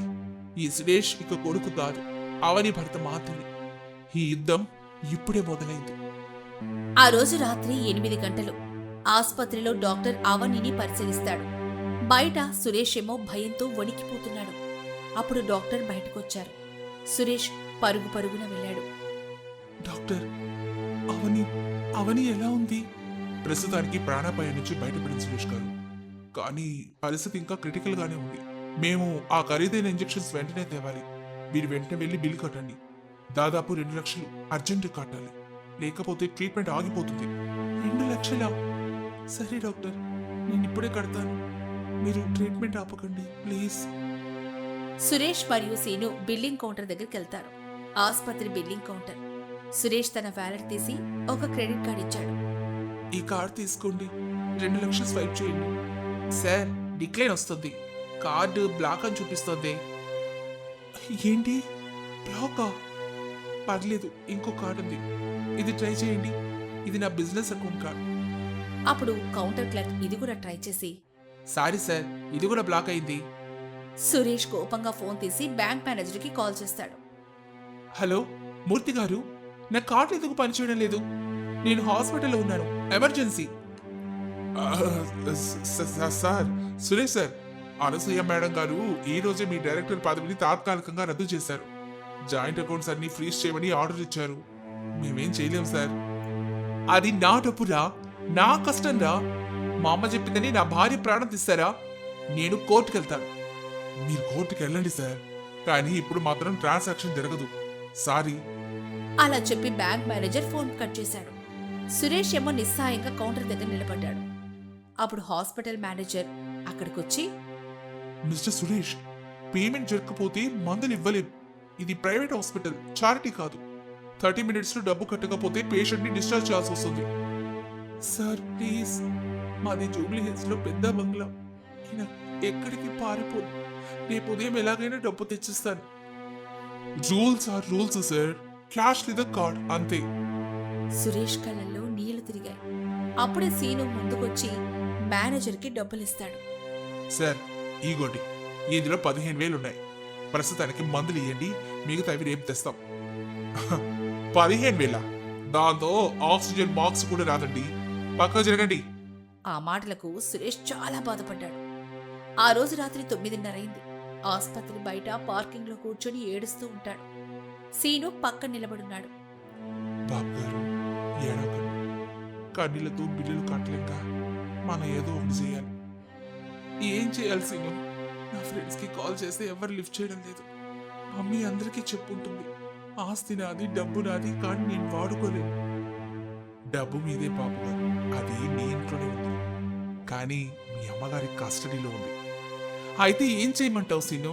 వెళ్ళి అడుక్కోమంటావా? కాళ్ళు పట్టుకుంటే ఇస్తుందేమో. కాళ్ళు పట్టుకుంటే ఇచ్చే మనిషి కాదండి ఆవిడ. ప్రాణం పోతుంటే ఆనందించే రాక్షసి. అడుక్కుంటే ఇవ్వదు, దొంగలిస్తేనే దొరుకుతుంది. దొంగతనమా? అవును, అదేం తప్పు కాదు బాబు గారు. మీ నాన్నగారు సంపాదించిన ఆస్తి, అందులో మీకు హక్కుందిగా. న్యాయంగా రావాల్సిన డబ్బుని అన్యాయంగా ఆపారు. ఇప్పుడు మనం ఆ ఇంటికి వెళ్ళి ఆ డబ్బును తీసుకురావాలి. మా ఇంట్లో దొంగతనమా? మమ్మీకి తెలిస్తే, పోలీసులు వస్తే? మీ భార్య ప్రాణం కంటే పోలీసులు ఎక్కువేం కాదు కదండి. వినండి, నేను ఆ ఇంట్లో పని చేసేటప్పుడు గమనించాను. మీ అమ్మగారు తన బెడ్రూమ్ లో ఉన్న గోడ వీడి వల్ల భారీగా క్యాష్ దాచారు. ఆ రోజు ఫామ్ హౌస్ కొనడానికి 50 లక్షలు క్యాష్ కూడా తెప్పించారు. అది ఇంకా అక్కడే ఉంది. ఆ లాకర్ విషయం నాకు తెలుసు, కానీ దానికి పాస్వర్డ్ ఉంటుంది, ఫింగర్ ప్రింట్ కూడా ఉంటుంది. పాస్వర్డ్ మీకు తెలీదా? మమ్మీ ప్రతి నెల మార్చేస్తుంది, నాకు తెలీదు. ఫింగర్ ప్రింట్ అయితే మీ నాన్నగారిది కూడా పనిచేస్తుంది కదా. అవును, డాడీది మమ్మీది ఇద్దరిది పనిచేస్తుంది, కానీ డాడీ ఆ గదిలోనే పడుకుంటారు, మమ్మీ కూడా అక్కడే ఉంటుంది. మనం లోపలికి వెళ్తే దొరికిపోతాం. దొరకకుండా వెళ్ళడమే నా స్పెషాలిటీ సార్. నేను దొంగను బాబు గారు. తాళాలు తీయడం, శబ్దం లేకుండా నడవడం నా విద్య. మీరు కేవలం నాతో రండి. మీ డాడీ నిద్రపోతున్నప్పుడు ఆయన వీళ్ళని మెల్లగా స్కానర్ మీద పెట్టి తీయాలి. వాము, ఇది చాలా రిస్క్ సీను. రిస్క్ తీసుకోకపోతే ఉదయానికల్లా అవని గారి బాడీని తీసుకోవాల్సి వస్తుంది. నిర్ణయం మీ ఇష్టం. ధర్మం కోసం దొంగతనం చేయడం తప్పేం కాదు. దీన్నే ఆపద్ధర్మం అంటారు. సురేష్ ఒక్క క్షణం ఆలోచించాడు. ఐసీయూలో ఉన్న అవని గుర్తొచ్చింది. అనసూయ క్రూరత్వం గుర్తుకొచ్చింది. సరే పద, నా డబ్బు నేను దొంగలించడానికి సిద్ధం, వెళ్దాం. అర్ధరాత్రి 1 గంట సమయం. జూబ్లీ హిల్స్ లోని అనసూయ ఇల్లు. సీను, సురేష్ ఇంటి వెనక గోడ దూకి లోపలికొచ్చారు. సీను ఏమో మెల్లగా, శబ్దం చేయకండి బాబు గారు. ఎనక తలుపుకు నేను ముందే ఒక ట్రిక్ ప్లే చేశాను. రండి సురేష్ గారు. ఇద్దరూ కిచెన్లో నుంచి హాల్లోకొచ్చారు. ఇల్లు నిశ్శబ్దంగా ఉంది. అనసూయ గది మెట్లపైనే ఉంది.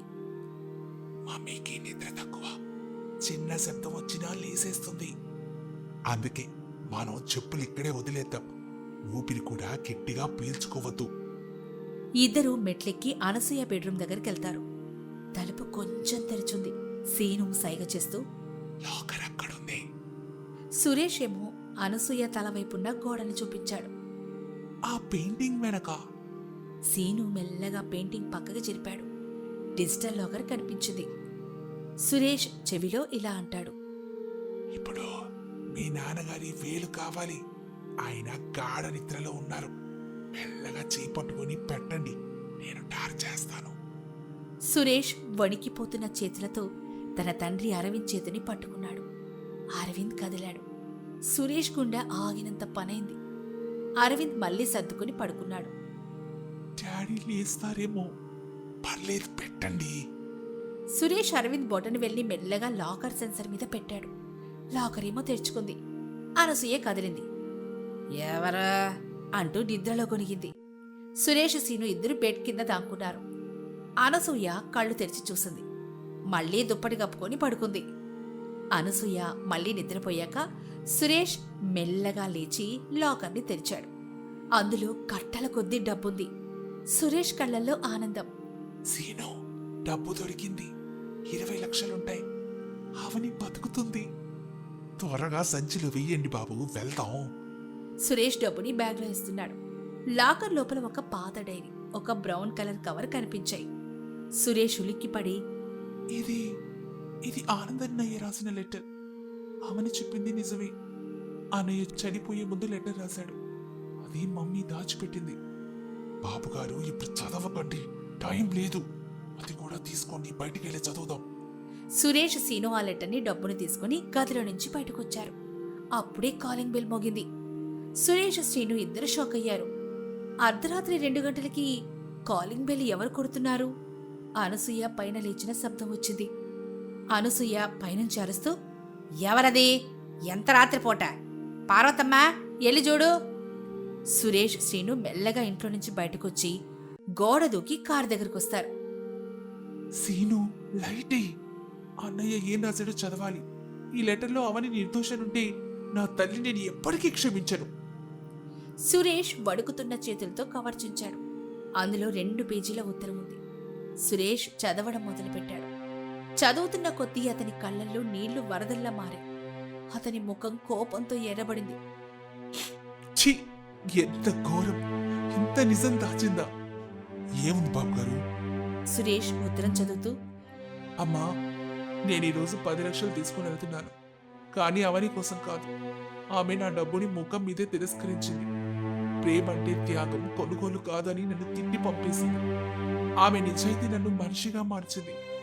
ఈ డబ్బుని తీసుకుని వెళ్ళి నా పాత ఫ్రెండ్స్కి ఇచ్చి వాళ్ళు నన్ను బ్లాక్మెయిల్ చేస్తున్న ఫోటోలు తెచ్చుకోవడానికి వెళ్తున్నాను. అవునమ్మా, నేను డ్రగ్స్కి బానిసయ్యాను. ఆ విషయం అవనికి తెలిసి నన్ను దూరం పెట్టింది. నా తప్పుని కప్పిపుచ్చుకోవడానికి అవని మీద ప్రేమ అని అబద్ధం చెప్పాను. నేను తిరిగి వచ్చాక డ్రగ్స్ మానేసి అవని కాళ్ళు పట్టుకుని క్షమాపణ అడుగుతాను. ఆమె దేవతమ్మా. సీను షాక్ అవుతూ, ఓరి దేవుడా, అంటే ఆనంద్ బాబు గారు డ్రగ్స్ గొడవలో వెళ్ళారా? అవని గారికి సంబంధమే లేదా? లేదు సీను, అవని దేవత అని అన్నయ్య రాశాడు. కానీ మమ్మీ ఈ లెటర్ చదివి కూడా అన్నయ్య డ్రగ్స్ విషయం బయటకు వస్తే పరువు పోతుందని ఆ నిందంతా అమాయకురాలైన అవని మీదేసింది. అన్నయ్య చౌకి కారణం డ్రగ్స్. కానీ మమ్మీ ప్రపంచానికి అవని అని చెప్పింది.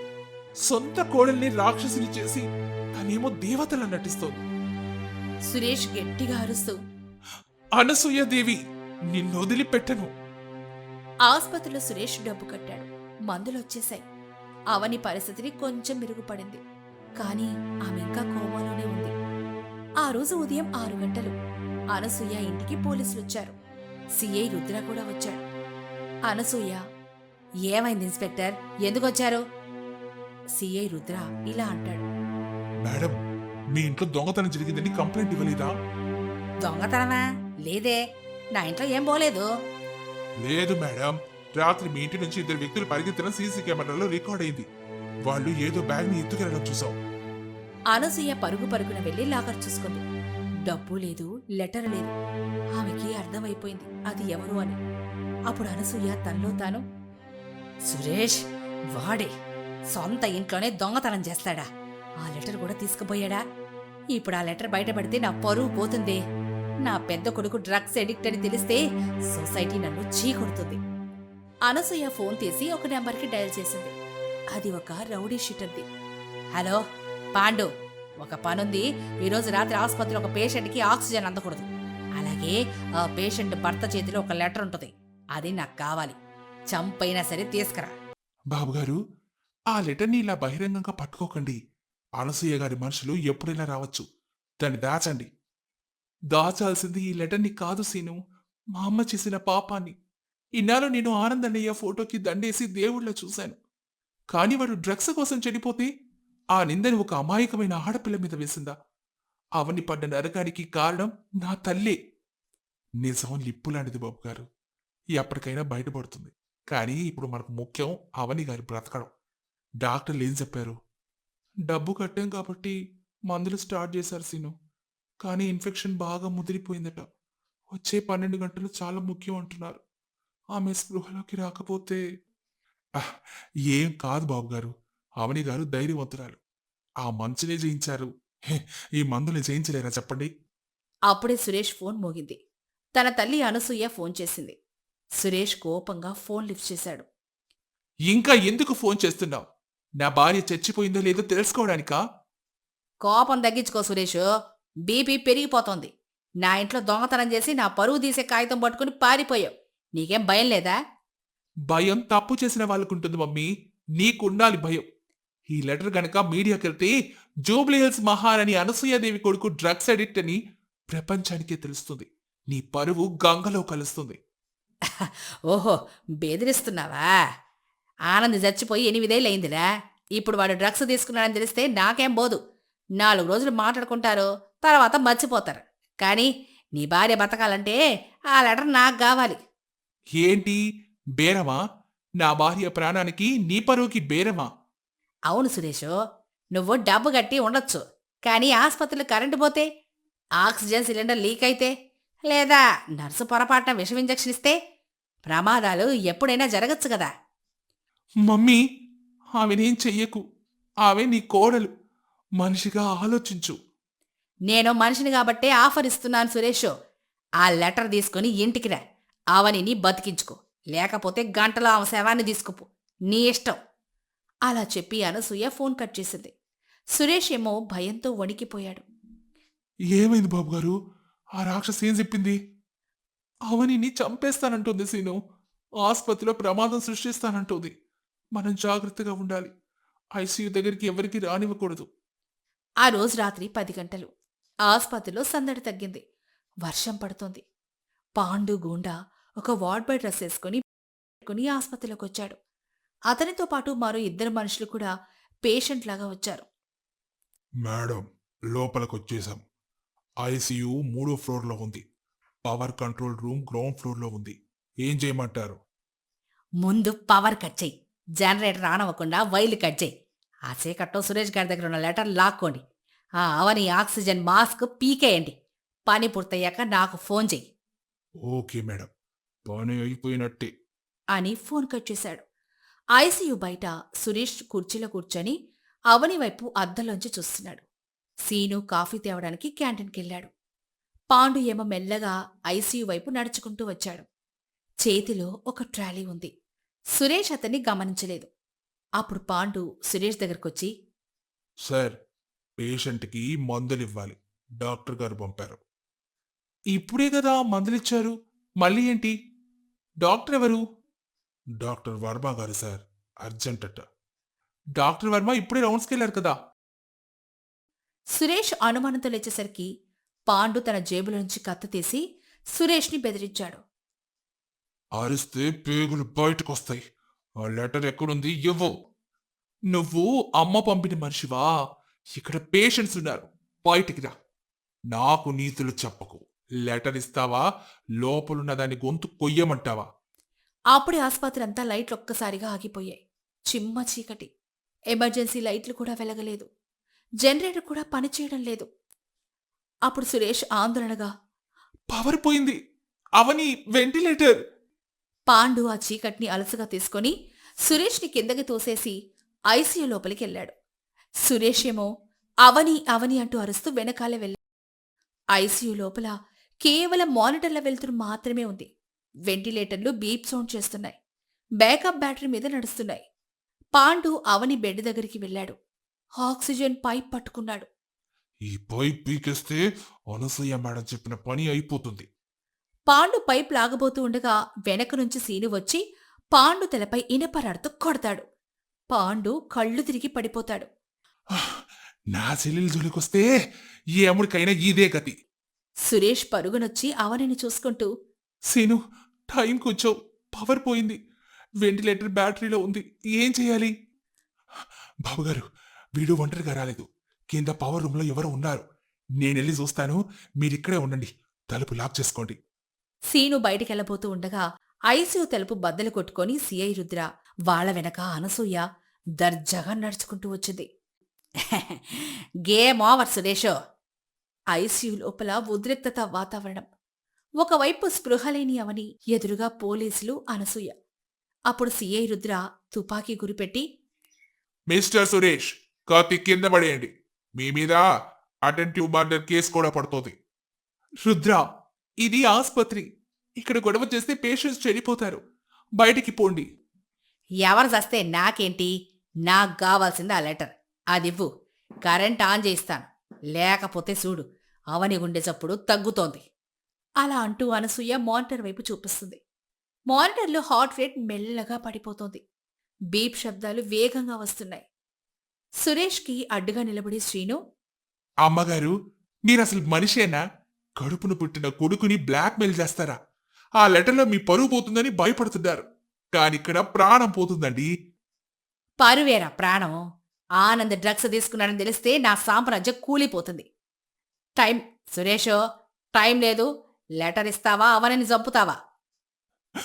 మమ్మీ, నువ్వే గెలిచావు. నేను ఓడిపోయాను. అవని బ్రతకాలి, అంతే. సురేష్ తన జేబులో నుంచి ఆనంద్ రాసిన లెటర్ తీశాడు. అనసూయ కళ్ళు మెరిసిపోయాయి. సురేష్, ఇదిగో లెటర్ తీసుకో, కానీ వెంటనే పవర్ ఆన్ చేయించు మమ్మీ. అనసూయ లెటర్ లాక్కొని, రుద్ర, పవర్ ఆన్ చేయమని చెప్పు. అప్పుడు రుద్ర పవర్ ఆన్ చేయమని చెప్తాడు. సెకండ్లలోనే లైట్లొచ్చాయి. వెంటిలేటర్ నార్మల్గా పనిచేయడం మొదలెట్టింది. సురేష్ ఏమో ఊపిరి పీల్చుకుని అవని దగ్గరికి వెళ్ళాడు. సాక్ష్యం ఎప్పుడో నాశనం చేయాలి సురేషు, అప్పుడే చరిత్ర మనదవుతుంది. అనసూయ ఆ లెటర్కి నిప్పు పెట్టింది. సురేష్, శ్రీను నిస్సహాయంగా చూస్తున్నారు. ఆ కాగితం కాలి బూడిదైపోయింది. ఇప్పుడు చెప్పు సురేష్, ఆనంద్ ఎలా చనిపోయాడు? అవని కోసం డబ్బు తీసుకుని వెళ్తూ యాక్సిడెంట్లో. అది నా కొడుకంటే. ఇప్పుడు నేను నీ అకౌంట్స్ ఆన్ చేస్తాను. అవనిని బ్రతికించుకో. కానీ ఒక కండిషన్. ఆమె బతికిన తర్వాత నువ్వు ఆమెకు విడాకులు ఇవ్వాలి. ఆమెను ఈ ఆసుపత్రి నుంచి నేరుగా వాళ్ళ ఊరికి పంపేయాలి. మళ్ళీ నా ఇంట్లో అడుగు పెట్టకూడదు. సురేష్ అవని పరిస్థితి చూసి ఆగిపోయాడు. సరే, ఆమె బ్రతికితే చాలు. రుద్ర, పద వెళ్దాం. అనసూయ, రుద్ర స్పృహ వచ్చిన పాండును తీసుకుని వెళ్ళిపోయారు. సురేష్ కూర్చొని ఏడ్చాడు. సీను, నేను ఓడిపోయాను. అన్నయ్య నిజం నిరూపించుకోలేకపోయాను. అవనిని నా భార్యగా ఉంచుకోలేకపోతున్నాను. బాబుగారు, లేవండి, కన్నీళ్లు దురుసుకోండి. మీరు ఓడిపోలేదు. అనసూయ గారు గెలిచానని భ్రమపడుతున్నారు. అంటే లెటర్ కాలిపోయింది కదా, సాక్ష్యం పోయింది కదా. సీను తన జేబులోంచి ఒక ప్లాస్టిక్ కవర్ తీశాడు. అందులో అసలైన లెటర్ భద్రంగా ఉంది. ఇదేంటి? నేను దొంగను బాబుగారు. డూప్లికేట్కి ఒరిజినల్ కూడా తేడా తెలియకుండా చేస్తాను. నిన్న రాత్రి ఆసుపత్రి బయట జెరాక్స్ షాప్లో కలర్ జెరాక్స్ తెయించానులేండి. మీరు మీ అమ్మగారికి ఇచ్చింది జెరాక్స్ కాపీ. అసలైన లెటర్ నా దగ్గరే ఉంది. సీను, నువ్వు మనిషివి కాదురా, దేవుడివి. దేవుడు కాదు బాబుగారు, స్నేహితుడి. ఇప్పుడు ఈ లెటర్తో మనం ఒక ఆట ఆడుకుందామా? నేరుగా యుద్ధం చేయాలి. అవని గారు కోలుకోగానే కోర్టులో కాదు, మీడియా ముందు పెడదాం. సురేష్ కళ్ళల్లో ఆత్మవిశ్వాసం వచ్చింది. కానీ అప్పుడే డాక్టర్లు వచ్చారు. అవనిని పరిశీలిస్తున్నారు. అవని, నేను గెలిచాను. సాక్ష్యం ఉంది, చూడవని. అమ్మాయి లే, ఆ రాక్షసి గెలవకూడదు, నువ్వు లేవాలి. అవని, నువ్వు వెళ్ళకూడదు, నేను గెలిచానవని. మన దగ్గర సాక్ష్యం ఉంది, దయచేసి కళ్ళు తెరు. డాక్టర్, ఏదో ఒకటి చెయ్యండి. అలా చెప్పి సురేష్, సీను ఐసీయూ బయటకు వచ్చి భయంతో వణికిపోతున్నారు. డాక్టర్, నర్సుల సాయంతో ఐసీయూలో అవనిని పరిశీలిస్తూ ఉన్నారు. వైద్యం పూర్తయింది. డాక్టర్ ఐసీయూ నుంచి బయటకు వచ్చి షీఈస్ బ్యాక్ అని చెప్తాడు. సురేష్ ఆనందంతో దేవుడికి దండం పెట్టుకుంటూ thank you God, thank you. Seenu, Suresh ఇద్దరి కళ్ళల్లో ఆనంద బాష్పాలు. బాబు గారు, అవని గారు గెలిచారు. ఇక గెలవాల్సింది మనమే. అనసూయ గారికి అసలైన షాక్ ఇవ్వాల్సిన టైం వచ్చింది. సురేష్ కళ్ళల్లో నిప్పులు కురిపిస్తూ అవును సీను, అవని కోలుకోగాని ఈ నాటకానికి ముగింపిస్తాను. ఈసారి మా అమ్మ గుండె ఆగినా సరే నేను మాత్రం ఆగను. 3 రోజుల తర్వాత ఉదయం 10 గంటలు జూబ్లీ హిల్స్ లోని అనసూయ ఇల్లు. ఇల్లంతా పూలతో అలంకరించింది. బయట మీడియా వ్యాన్లు కూడా ఉన్నాయి. అనసూయ చాలా దర్జాగా తయారైంది. అనసూయ, నీ తెలివికి దండం పెట్టాలే. ఆనంద్ వర్ధంతిని ఆనంద్ మెమోరియల్ చారిటీ ట్రస్ట్ ప్రారంభోత్సవంగా మార్చావు. మీడియా మొత్తం వచ్చింది. ఇప్పుడు నీ పరువు ఆకాశంలో ఉంటుంది. పరువును కాపాడుకోవాలంటే ఇలాంటి ట్రిక్సే ప్లే చేయాలి రాజీ. ఆ సురేష్ గాడు ఆసుపత్రిలో ఏడుస్తుండుంటాడు. ఆ అవని సత్య ఉంటుంది. ఒకవేళ బతికినా వాడి దగ్గర సాక్ష్యం లేదు కదా. నా సామ్రాజ్యం సేఫ్. అప్పుడు ప్రారంభోత్సవానికి వచ్చిన మీడియా రిపోర్టర్ ఇలా అంటాడు. మేడం, లైవ్ స్టార్ట్ అవుతోంది, మీరు స్టేజ్ మీదకి రండి. గెస్ట్ అందరు వచ్చారు. అనసూయ స్టేజ్ మీదకెక్కి మైక్ తీసుకుంది. కెమెరాలన్నీ ఆమె వైపే ఉన్నాయి. నమస్కారం. ఈరోజు నా పెద్ద కుమారుడు ఆనంద్ జ్ఞాపకార్థం పేదోళ్ల కోసం ఈ ట్రస్ట్ని స్థాపిస్తున్నాను.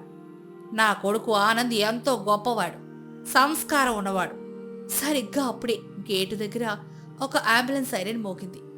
అందరూ అటువైపు తిరిగారు. అంబులెన్స్ వెనక సురేష్ కారు కూడా వచ్చింది. అనసూయ, సురేష్ వచ్చాడే, కానీ అంబులెన్స్ ఏంటి? బాడీ తీసుకొచ్చాడా? అయ్యో పాపం, అవని చనిపోయినట్టుంది. మీడియా ముందు సింపతి కొట్టేయడానికి ఇదే మంచి ఛాన్స్.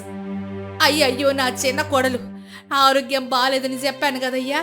బహుశా ఏదో జరగరాందే జరిగి ఉంటుంది అని మైక్లో ఏడుస్తుంది. సురేష్ కారులోంచి దిగాడు. అంబులెన్స్ లో నుంచి సీను ఒక వీల్ చైర్ని దించాడు. అందులో అవని కూర్చొనుంది. ఆమె ముఖం ఇంకా పాలిపోయింది, కాని కళ్ళల్లో ధైర్యం ఉంది. ఆమె చేతిలో సెలైన్ బాటిల్ స్టాండ్ సీను పట్టుకున్నాడు. మీడియా వాళ్ళు కెమెరాని జూమ్ చేస్తూ, అదిగో సురేష్ గారు, ఆయన భార్య బతికే ఉన్నారే. ఆ సమయంలో సురేష్, సీను వీల్ చైర్లో అవనిని తీసుకొస్తూ స్టేజ్ వైపు నడుచుకుంటూ వచ్చారు. అనసూయ ముఖంలో రంగులు మారాయి. సురేష్ నేరుగా స్టేజ్ మీదకెక్కి అనసూయ చేతిలో నుంచి మైక్ లాక్కున్నాడు. మైక్ వదలకుండా గట్టిగా పట్టుకుంది అనసూయ. సురేష్, ఏం చేస్తున్నావురా? ఇది లైవ్, కిందకు దిగు. సురేష్ మైక్ లాక్కొని, అవును మమ్మీ, ఇది లైవ్ కాబట్టి మాట్లాడుతున్నా. రికార్డెడ్ అయితే నువ్వు ఎడిట్ చేస్తావు కదా. అందరు షాక్ అయ్యారు. మీడియా ఆసక్తిగా చూస్తోంది. సురేష్ మీడియా వైపు తిరిగి, అందరికీ నమస్కారం. మా అమ్మగారు, నా అన్నయ్య ఆనంద్ ఎంత గొప్పవాడో చెప్తున్నారు కదా, కానీ నిజం వేరే ఉంది. ఈ ట్రస్ట్, ఈ చారిటీ అంతా ఒక ముసుగు, ఒక అబద్ధాన్ని దాచడానికి వేసిన రంగు. నోరు ముయ్యిరా, ఆస్తులు చిల్లి గవ్వ కూడా ఇవ్వడం, రోడ్డున పడిపోతావు. ఆస్తి కాదు మమ్మీ, నిజం ముఖ్యం. ఫ్రెండ్స్, 8 ఏళ్ల క్రితం నా అన్నయ్య ఆనంద్ చనిపోయింది యాక్సిడెంట్ లో కాదు, డ్రగ్స్ మత్తులు. మీడియా వాళ్ళంతా షాక్ అయ్యారు. జనం గుసగుసలాడారు. అనసూయ ఏమో వణికిపోయింది. నా అన్నయ్య డ్రగ్స్ కి బానిసయ్యాడు, కానీ ఆ నిందను మా అమ్మ ఒక అమాయకమైన అమ్మాయి మీద వేసింది. ఆ అమ్మాయి నా భార్య అవని. వీల్ చైర్లో ఉన్న అవనిని చూపిస్తూ అంటాడు. ఈమెను ఇన్నాళ్ళు ఒక హంతకురాలుగా చిత్రీకరించి చంపడానికి ప్రయత్నించింది. అబద్ధం. వీడు ఆస్తి కోసం నా మీద నిందలేస్తున్నాడు. వీడికి పిచ్చి పట్టింది. సాక్ష్యమేది? అప్పుడు సీను ముందుకొచ్చి, సాక్ష్యం ఇదిగోండి మేడం. అప్పుడు సీను జేబులోంచి ప్లాస్టిక్ కవర్లో ఉన్న ఆనంద్ లెటర్ తీసి పైకి చూపించాడు. అనసూయ షాక్తో, అది అది నేను కాల్ చేశానుగా. నువ్వు కాల్చింది జెరాక్స్ కాపీ మమ్మీ, ఒరిజినల్ ఇదిగో. ఇందులో ఆనంద్ అన్నయ్యే స్వయంగా రాశాడు. నేను డ్రగ్స్ అడిక్ట్ ని, అవని దేవత. ఆమె నన్ను మార్చడానికి ప్రయత్నించింది కానీ నేను వినలేదు అని. సీను ఆ లెటర్ని మీడియా వాళ్ళ చేతిలో పెట్టాడు. నిజం బట్టబయలైంది. మీడియా అనసూయను ప్రశ్నలతో ఉక్కిరి బిక్కిరి చేస్తోంది. మీరు సొంత కొడుకు నిజాన్ని దాచి కోడల్ని వేధించారా? ఆమెను చంపడానికి ప్రయత్నించారా? అంటూ ప్రశ్నల వర్షం కురిపించారు. కాదు కాదు, అబద్ధం, ఆ లెటర్ ఫేక్, అవని ఫేక్ అంటూ పిచ్చిదానిలాగా అరుస్తోంది. చాలు మమ్మీ, ఇంకా నటించకు. నీ పరువు, నీ హోదా, నీ గర్వం అన్నీ ఈ రోజుతో అంతమయ్యాయి. నువ్వు ఓడిపోయావు. సురేష్ స్టేజ్ దిగి అవని దగ్గరికి వెళ్ళాడు. అవని కళ్ళల్లో నీళ్లు తిరిగాయి. ఆమె సురేష్ చేతిని గట్టిగా పట్టుకుంది. ఏవండి, థ్యాంక్ యూ. థ్యాంక్స్ నాకు కాదవని, మన సీనుకు చెప్పు. వాడు లేకపోతే ఈరోజు మనం లేం. వాడు దొంగగా ఇంట్లోకి వచ్చి మనకి ప్రాణభిక్ష పెట్టాడు. అప్పుడే అక్కడికి పోలీసులు వచ్చారు. కానీ ఈసారి సిఐ రుద్ర కాదు, డీసీపీ వచ్చారు. రుద్రని సస్పెండ్ చేసినట్లు, అనసూయను విచారణకు తీసుకెళ్తున్నట్లు చెప్పారు. అనసూయ సురేష్తో, సురేషు, ఎంత పని చేశావురా? కన్న తల్లిని జైలుకు పంపిస్తావా? నీకు ఈ ఆస్తి దక్కదు, ఈ ఇల్లు దక్కదు, శపించెళ్తున్నాను. నీ ఆస్తి, నీ ఇల్లు నాకు అక్కర్లేదు మమ్మీ. అందులో క్రూరత్వం తప్ప ప్రేమ లేదు.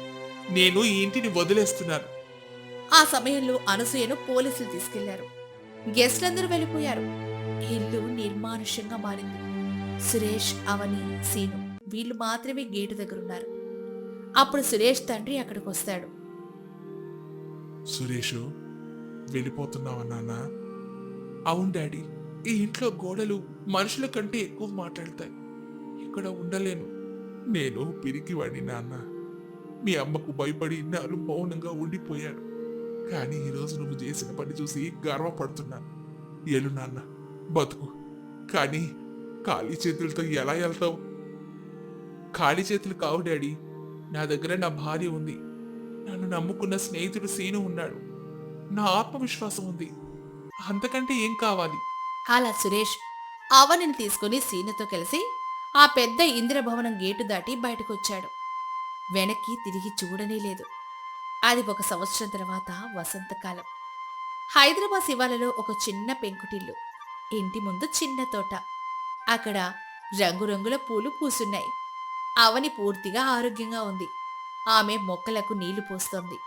సురేష్ చిన్న ఆర్గానిక్ ఫుడ్ బిజినెస్ ని స్టార్ట్ చేశాడు. అవని, గుడ్ న్యూస్. మన ఆర్గానిక్ ఫుడ్ బిజినెస్ కి ఫస్ట్ పెద్ద ఆర్డర్ వచ్చింది. నిజంగానా? చాలా మంచి వార్తండి. లోపలుంచి సీను కూడా వచ్చాడు. అతనిప్పుడు ఆ ఇంట్లో ఒక కుటుంబ సభ్యుడిగా, సురేష్ బిజినెస్ పార్ట్నర్గా ఉన్నాడు. బాబుగారు, స్వీట్ తేవాలి కదా మరి. ఊరికే చెప్తే ఎలా? తెచ్చానురా దొంగ మొహ. ఇదిగో జిలేబీ. ముగ్గురు కలిసి ఇంటి వరండాలో కూర్చొని స్వీట్లు తింటున్నారు. వాతావరణం చాలా ఆహ్లాదకరంగా వెచ్చగా ఉంది. ఏవండి, ఒక్కసారి వెనక్కి చూస్తే ఏమనిపిస్తుంది? ఆ పెద్ద బంగ్లా, ఆ ఏసీ గదులు మిస్ అవుతున్నారా? ఆ ఇంట్లో డిసెంబర్ చలి మాత్రమే కాదు, మనుషుల మనసులో కూడా చలి ఉండేదవని. కానీ ఈ చిన్నింట్లో ఎప్పుడూ వసంతమే. ఇక్కడ ప్రేమ ఉంది, నమ్మకం ఉంది, స్వేచ్ఛ ఉంది. మరి ఆ అనసూయ గారు, ఆవిడ బెయిల్ మీద బయటకు వచ్చారు. ఆ పెద్దింట్లో ఒంటరిగా ఉన్నారు. ఆస్తులున్నాయి, అంతస్తులున్నాయి.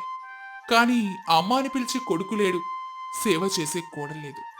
ఆ చలి ఆవిడ ఎప్పటికీ వదలదు. అవని ఆకాశం వైపు చూస్తూ, పాపం, ఆనంద్ గారు కూడా ఇప్పుడు శాంతిగా ఉండుంటారు. ఆ సమయంలో ఆ చిన్న ఇల్లు సూర్యకాంతిలో మెరుస్తూ కనిపిస్తుంది. ధనం ఉంటే ఇల్లు కట్టొచ్చు, కానీ కుటుంబం కట్టలేం. మంచు కురిసే వేళలో మనసు కరగకపోతే ఆ బ్రతుకు ఎప్పటికీ చలికాలమే. ప్రేమ, నమ్మకం ఉన్న చోట పేదరికం కూడా పండుగలాగా మారుతుంది. ఇది మంచు కురిసే వేళ మనసు కరిగిన కథ.